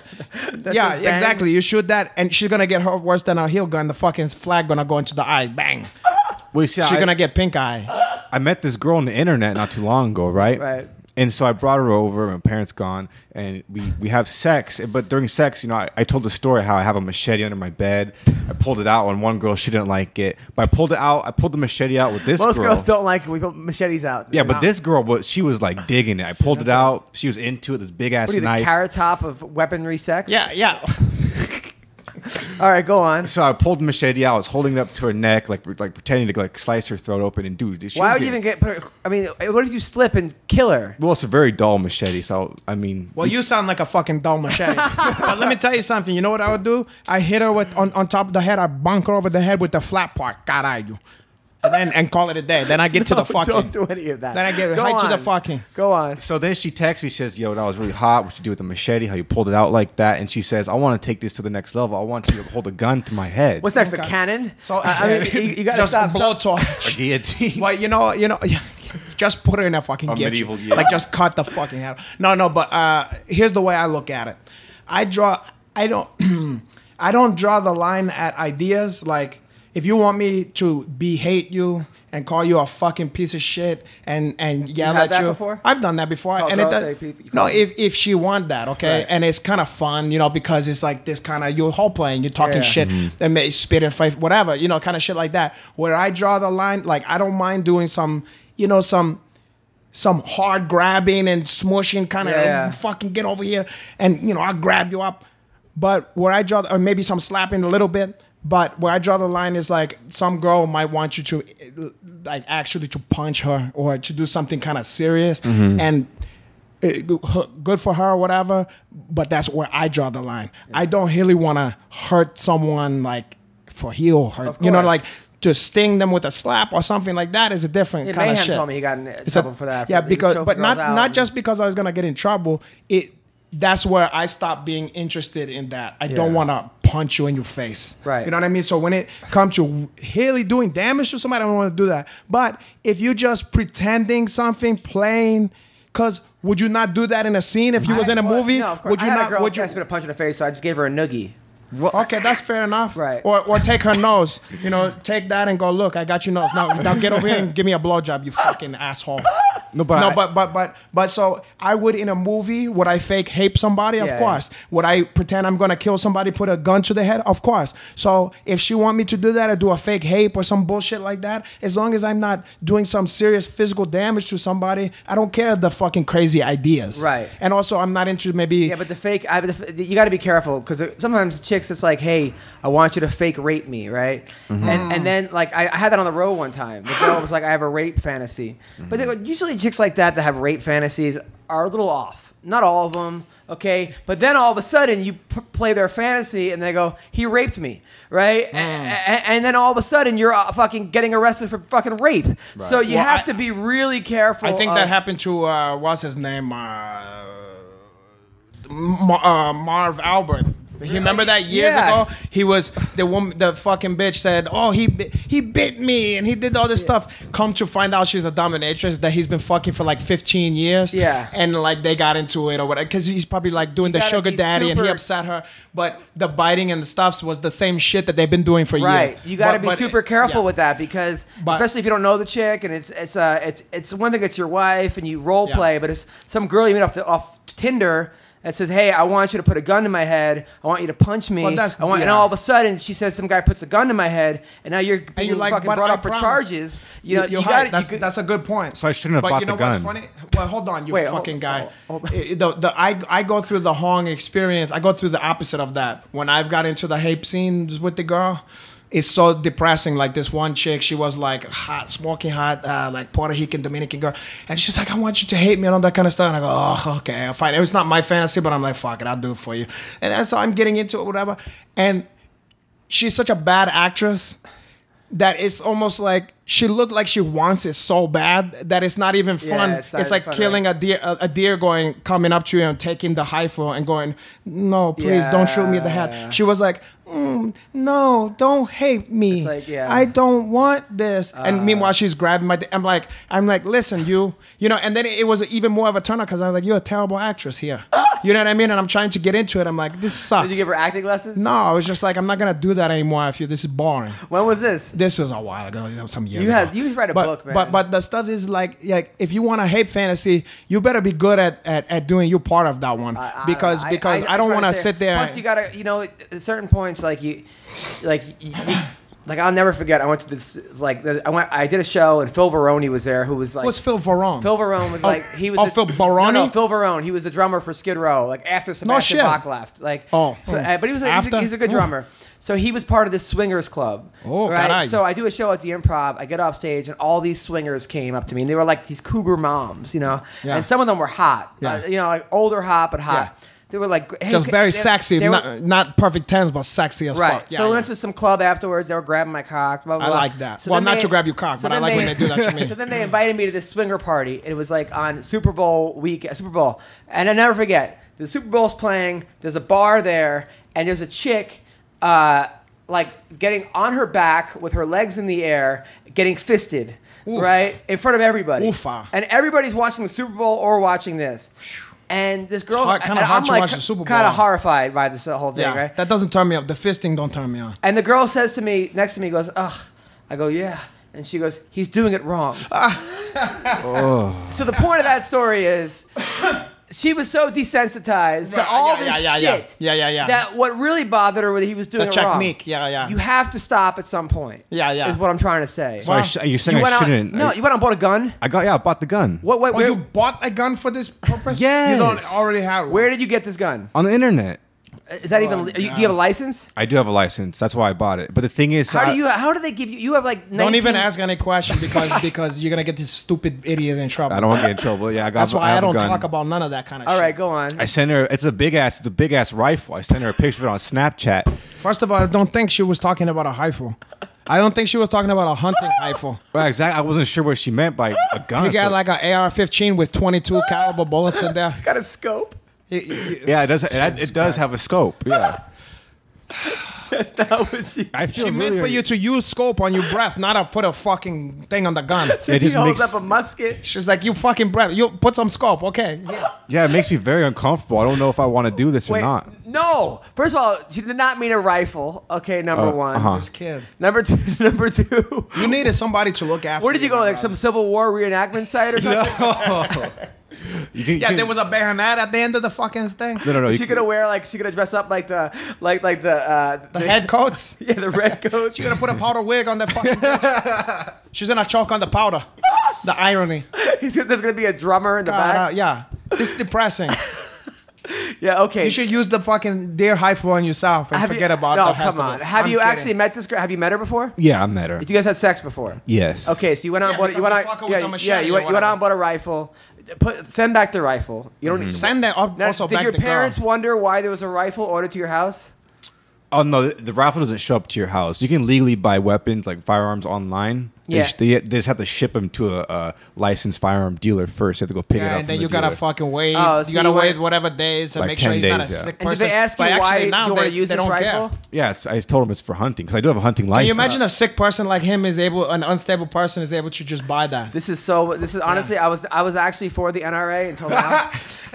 Now I am totally a pro gun You should control. be funny. Like I've had people who've gone through this process, you know, to do it the height way and Yeah. everything, and they kind of like shock at how easy, like at like how few questions. He literally- and like the guys involved in the process, they sit there holding their eyes, like technically I have to say if you ever were like schizophrenic or whatever, you know, but they're like I just have to say that. Or whatever, He got you know. a fucking wizard at Universal. Yeah. Met a chick on Tinder who said, "I want you to hold a Yeah. gun to my head during sex," and he was able to get one in a week. Yeah, and he's gonna never mind what he's gonna do at the Wizarding World of Harry Potter. Yeah, don't- first of all, don't bring that one to the thing. Send back the rifle, okay, and just choke the chick in bed if she light choking. Or just tell her, threaten her, just go, I'm gonna shoot you in the face, you stupid bitch. Yeah, We know it. hold like up, that. hold No, up, without. go- Yeah, hold your fingers up there, or like they do in the movies the old days. Put it under your shirt and go here. See, maybe shit like that. You do a character. You go here. Give me some punchy. See. But it's funny you mentioned choke her, Adam, because I did choke her. Like I was in like her guard, right? Yeah. I was in her guard, and I was like, I'm 220 plus pounds, like Are you 220, that much? 220 about. And I had both my hands wrapped around her neck. And I was using my full body weight, like just choking her. Like I was like, why isn't she going out? So is there like a technique? I know you gotta choke the blood vessels on the side. Well, you was probably more crushing her windpipe. yeah. Okay, which is probably not good for her. My Yeah. first day of jiu-jitsu, like that's what I thought choking was. I just put my arm, like I tried to choke him, like you do in the movies where you just know what we strangle call the person. that? That's either Frankenstein or a hip choke. Does it actually works though, right? It works very well. Yeah. It works too well. It works well when you're Don't punching. do it. It works well when you're punching someone in the face versus like. Well, if you first of all, it's illegal. But if you're so doing legal in that, the UFC? yeah, you can't hip choke somebody. Really? Yeah, that's illegal. You I didn't know cannot that. do that. Yeah, I know that either. you cannot hip choke somebody. I didn't know that. Yeah, well, as far as I Well, Joe know. Rogan said that's a hate choke during a fight. Which one? I was an You know older what? Maybe UFC. I'm wrong, but I can tell you this: in jiu-jitsu, you can't do that. Really? You cannot do that. Huh. Yeah, it's illegal in jiu-jitsu. I know that. But it's much. effective, though. Maybe. Well, yeah. Like in a fight, it's anything. effective. Look, basically the way you're going out, which is why I'm telling you all that kind of stuff Yeah. about the fucking other fight. You know, is you have these carotid artery on the side here. If you was to take a 3-year-old and tell him take your little finger and press here, and you take your other one and press here, you grown man. And after a while, is gonna go unconscious. Right. It doesn't take much. Right. So if you closing those off and you're putting pressure on, uncomfortable with that on your fucking windpipe, it's a double whammy. And then when you're putting your body weight into Yeah. there, No, it's I think it's Hence- legal because people use it all the time for ground and pound. They hold with the neck and then they punch. So it's but gotta maybe be, there's a probably a rule about where you can put your fingers, because I guarantee you cannot grab somebody's fucking windpipe. You know what I'm saying? You can probably just go like that. right. You know what I'm saying? But to go here and or go into here and grab the Yeah. Adam apples on here and all that kind of stuff, that's apples and oranges. Yeah. I noticed when you choked me, there's no like pain in my trachea, my windpipe. It was just you put the pressure on the side of my neck, and I was already Well, it's seeing like when the stars. Bubba went out. Like he never even seen that choke before. Yeah. As last. And you know what it is with those chokes and with a lot of jiu-jitsu moves? A lot of, especially the chokes and stuff, if it's taking you a lot of effort to finish it, that's kind of mean you're doing it Wrong. There's something missing. Right. Some ingredient is wrong. So the way I try to teach everybody with the chokes and shit is like, if you spend the time, the focus and the time to set it up correct, it should just be boop. It should be effortless. Yeah. It's almost like you're like a good piece filet mignon or something like Yeah. that. You put maybe a little salt and pepper on that one, because it's about the thing Right. is good already. But you have a when you hamburger teach 'em- steak. Now, when you teach in Brentwood, right? Yeah. Is that gi or no gi? Well, they teach gi at Brentwood, some Chimey, but when I teach there, I teach no gi to prove that you don't have to learn no gi to be able to Now, teach you that stuff. Is it 10th Planet you're teaching? Well, I teach my own mix of Chen Planet and also Because my. I was thinking about coming back. 'cause private stuff. I'm actually like I'm down to 171 by the way. I lost a lot of weight, but Caray. I actually want to come back to jiu-jitsu. Yeah, you can come there. But so many people like 10th Planet. Man, when I went there was so many wild like leg locks. Yeah, it's a little tough. And I mean, like I can't go tear my ACL again. Well, So I was thinking, my friends like go to either Gracie or go to Higan Machado or go to that. They focus more on that. You can go there, like but no-gi, you though. could also go to your Uncle Hanach because, first of all, I don't have a lot of fucking crazy people. Well, no, come on, the guys at Chen Planet is cool. They're not gonna hurt you, but that my spot. You got a good level of guys. Like there's not a lot of high level. So you got guys they're not even focused on that yet. You know what I'm saying? Yeah. So it would probably be a good, fun place for you to dip your feet back in there. But I want to learn basics. I felt like a lot of times. That's what I'm saying. A lot of times I would go to 10th Planet, Right, not to right. knock 10th Planet, but No. But these guys would go every single week, right? Yeah. Mhm. And I would sort of jump into a regiment where it's like understand. you're jumping into calculus, But the guys but are- I want to yeah. know basic math. The guys are very serious, and the guys there is very dedicated and very serious. I mean, not serious like they're an asshole or whatever, but They very dedicated to that, and these guys go every fucking day. So I understand you feel like you're getting left behind. It's going so fast. Well, I'm like, I want to know arm triangles and triangles and kimuras and look, basic I'll hook arm you up. bars. And then these guys are showing, hey, this is a 15-point vaporizer, electric chair sweep to listen, how about this? mount. You come to your Uncle Nacho, I'll show you some of the basics, and then if you want to, you go graduate over there to the Gym Planet. You can do whatever you want. No, okay? I want to do like, what I want to do is go someplace where it's like me and like 5 dudes or 10 dudes, get really good for like 3 or 4 years, come back and just fuck everyone up in like their regular gyms. Like actually go to these tournaments. Like, that's your plan. You're gonna be 57 by that time. That's my 5-year plan. Well, look, take it one day at a time, my brother. You come over there and see if you don't get killed the first day. I probably will, but we'll see. And you don't want to hold with your Uncle Nach. Okay. I'll save myself for later. I was actually showing you the guys that Mark Kerr beat, man. It was how impressive was that list of people? Unbelievable. He was a beast. I mean, it was the smash machine. I mean, like, and now, I mean, how do you think that could ever happen today, where a guy? Hold on, because I'm gonna list the people. Probably not. That Renato. Hold on, let me see. Where's the list of people? Hold on, because I took a picture of it real quick. So, list of people that Mark Kerr beat. I don't have it. I know you told me, but it was very impressive. Yeah, it was like Higa Machado, somebody Josh else. He'll Barnett get Josh twice. Barnett. Yeah, that even that one right there, like Josh Barnett tried that blew my mind. But you know what? Josh was probably very young at that time. Yeah, I bet you Josh was very young. But do you think a guy like a college wrestler, like, because he was a Division I national champion, he was like, no, I don't. I know what your question is. Could a hustler come in there and just do that good off of hustling nowadays? And the answer is no, because nowadays. Hold on, I'll read the list. Okay. Mario Sperry, he Yeah. lost to Arona.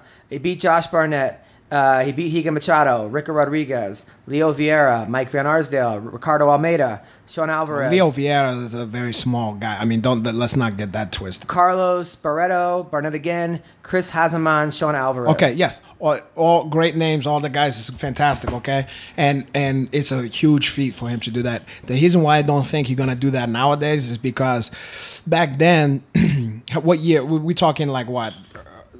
Late 90s, early 2000s. Yeah, late 90s. Like late 90s. Back then, you had like jiu-jitsu guys who was not as focused on hustling and stuff like that.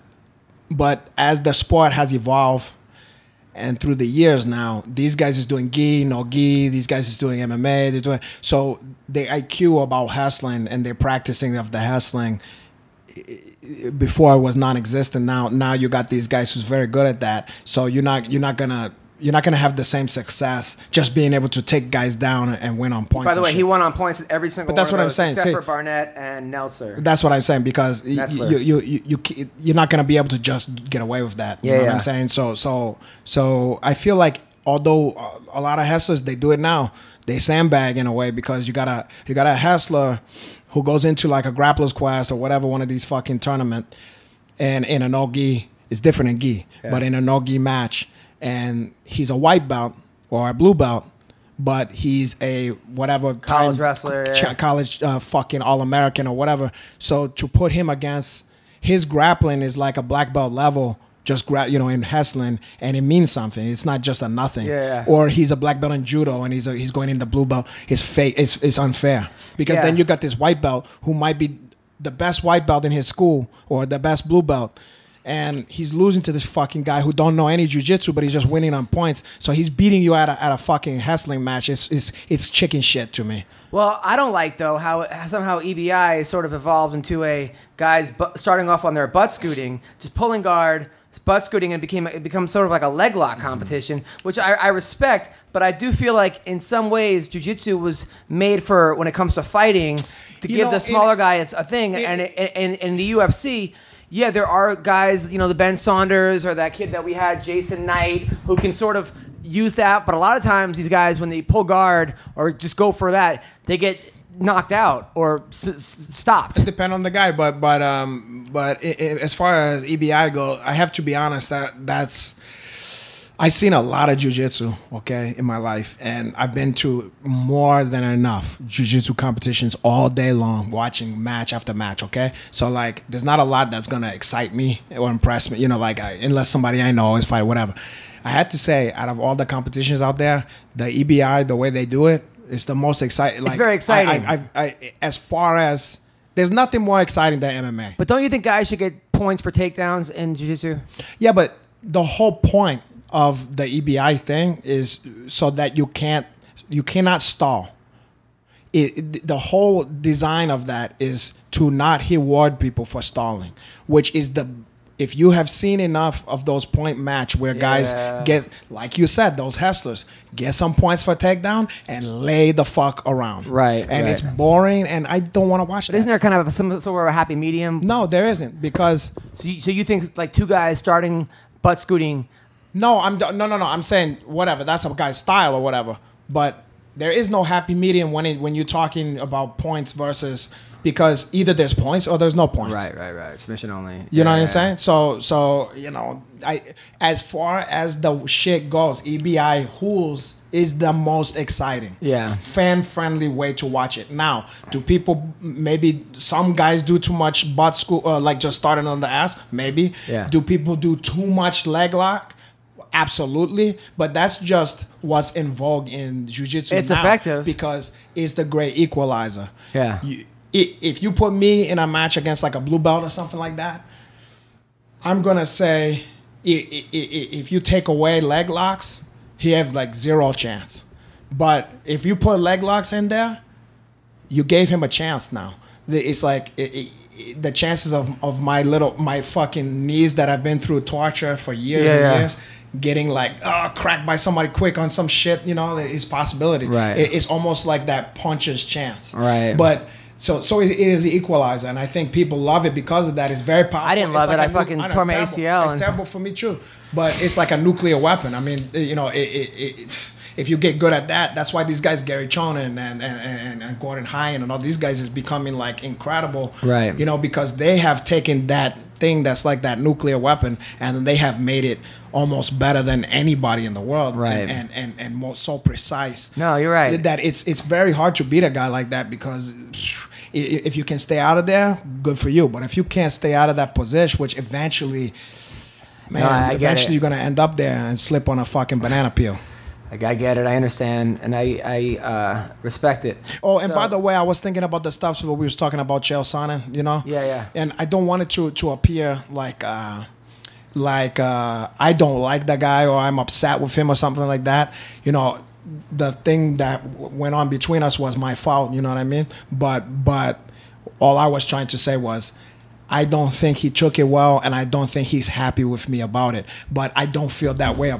I don't feel that way about him. Right. I mean, You know what I'm saying? Yeah, so if he was to say to me, "Hey, let's hang out" or whatever, I'll be fine. I have no ill will toward him. But if he's mad at me, I don't blame the guy. If you watch on YouTube, it says Renato Laranja snub Chael Sonnen. You can see why he was upset. Okay, I understand. So I didn't want to make it out to be like, oh, well, he's just a bad sport. He's a piece of. I was just saying that he just didn't like that. He didn't appreciate it, and that was that. So Saturday night, I'm at the HaHa at 8:30. Saturday night. This Monday night, I'm in Las Vegas at the Stratosphere. Dean Thomas is opening the show. And then Tuesday night. Wait, Dean Thomas, the fighter? Yeah. Tuesday night, he's actually really funny. I could imagine. He's funny in real life, but I never seen his comedy. It's good. He actually goes to open mics. He works at it hard. Tom Galicchio is actually opening for me on Tuesday night. So are you the kind of fighter, the comedian that is the kind of guy that stack himself, like a girl stack herself with ugly friends, so that she's always the hottest one? You only have fighters open for you? No, I actually have other openers as well. I'm kidding. So Monday to Sunday, I'm in Las Vegas at Stratosphere. Next Thursday to Saturday, I am in next Sunday, Off the Hook Comedy Club in Fort Myers. That's gonna be Off the Hook. That's a black comedy club? Yeah, no, it's a seafood restaurant. Oh, yeah. Friday the 21st. Wait, where's Off the Hook? It's in Naples, Florida. Friday. Enough said. Friday, July 21st, I'm at the Desert Diamond Casino in Tucson, Arizona.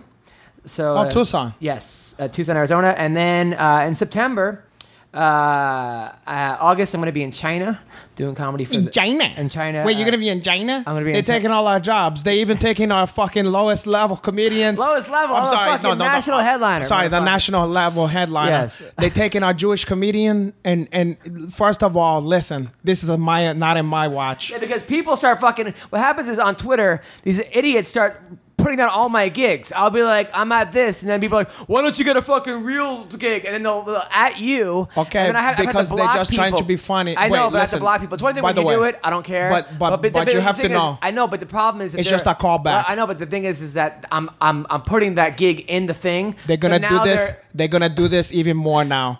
You better not fight against it, my brother. You remember when the girl shit herself? Yes. Embrace. I know, but embrace I don't that. want the gig. I understand, but you know, the gig gotta realize what a lot of companies can't realize is that they might think that's not on brand. They making fun. People talking about the gig is what you want. Be nice Talk about because the I gig. actually am happy to be at these gigs. And Yeah, of course. Your Uncle Hanaj is depressed about it, but Adam happy. Yeah, and about one it. thing when he makes fun of the gigs, when some random dude with 12 followers who is banging his sister, this fucking does it. I don't fucking. But I have no they saying that, anytime they saying the name of the gig and saying, you know, putting a thing of the gig, you're getting free advertising. Maybe, maybe, but this guy only has 12 followers, so he's obviously not that. True, but he's putting me on there. Okay, so I'm in Linwood, Washington, September 6th at the Cliffhanger Sports Bar and Restaurant. September 7th. Oh wait, the Cliffhanger. Yeah, the Cliffhanger. At the Cliffhanger Sports Bar. September 7th, I'm at the Angel of the Winds Casino in Washington. September 9th at Club Crow in Kashmir, Washington. You now you're just fucking with my head. Are you being a comedian? Yeah, no, I swear. I'm at Diamond Joe Wait, there's a Casino. Kashmir, Washington? Yeah, Kashmir, Washington. It's a very exotic place. Like there's an exotic. You're gonna visit the bazaar and trade spices. I'm at the Diamond Joe Casino in Dubuque, Iowa, September 13th. Ugh. I'm at Cedar Rapids at Penguins Comedy Club, September 15th and 15th and 16th. And then at Springfield at the Blue Room. Springfield, You should Illinois. start doing weddings like that Habby. Springfield, I'm at the Blue Room. And you can see all this stuff on AdamHunter.com. You got these on Craigslist, like the Habby did? Yes, AdamHunter.com. Thank you, Alan Jouban. Thank you, Renato. We're not going to get a picture with Alan Jouban. I know. Did you think about that? Well, every time we do it, they go, he's handsome, and then they make fun of me. True. But they're going to do the same thing if Uncle Hanach is here too, so what the fuck? Exactly. It's a lose-lose for you. It's a lose-lose, exactly. Thank you to my man Joe Perez. The wiener dog. Yes. Thank you, CB. And hope you guys have a great week. Next week, I'm in Vegas, so I'm going to be doing a live podcast with Colby Covington as well as Kevin Lee. We're going to Kevin Lee? Yes. Why we didn't have him on to talk? Well, he don't want to talk. I want to see him. I'm going to see him next week. We're doing it from my send hotel him room. my best. I will. So thank you guys. Wait, next week? I'm in Vegas, so I'm going to take the stuff there. When are we at the fucking... The week after, the 10th. I could come back that Sunday night, and we leave Monday for San Diego.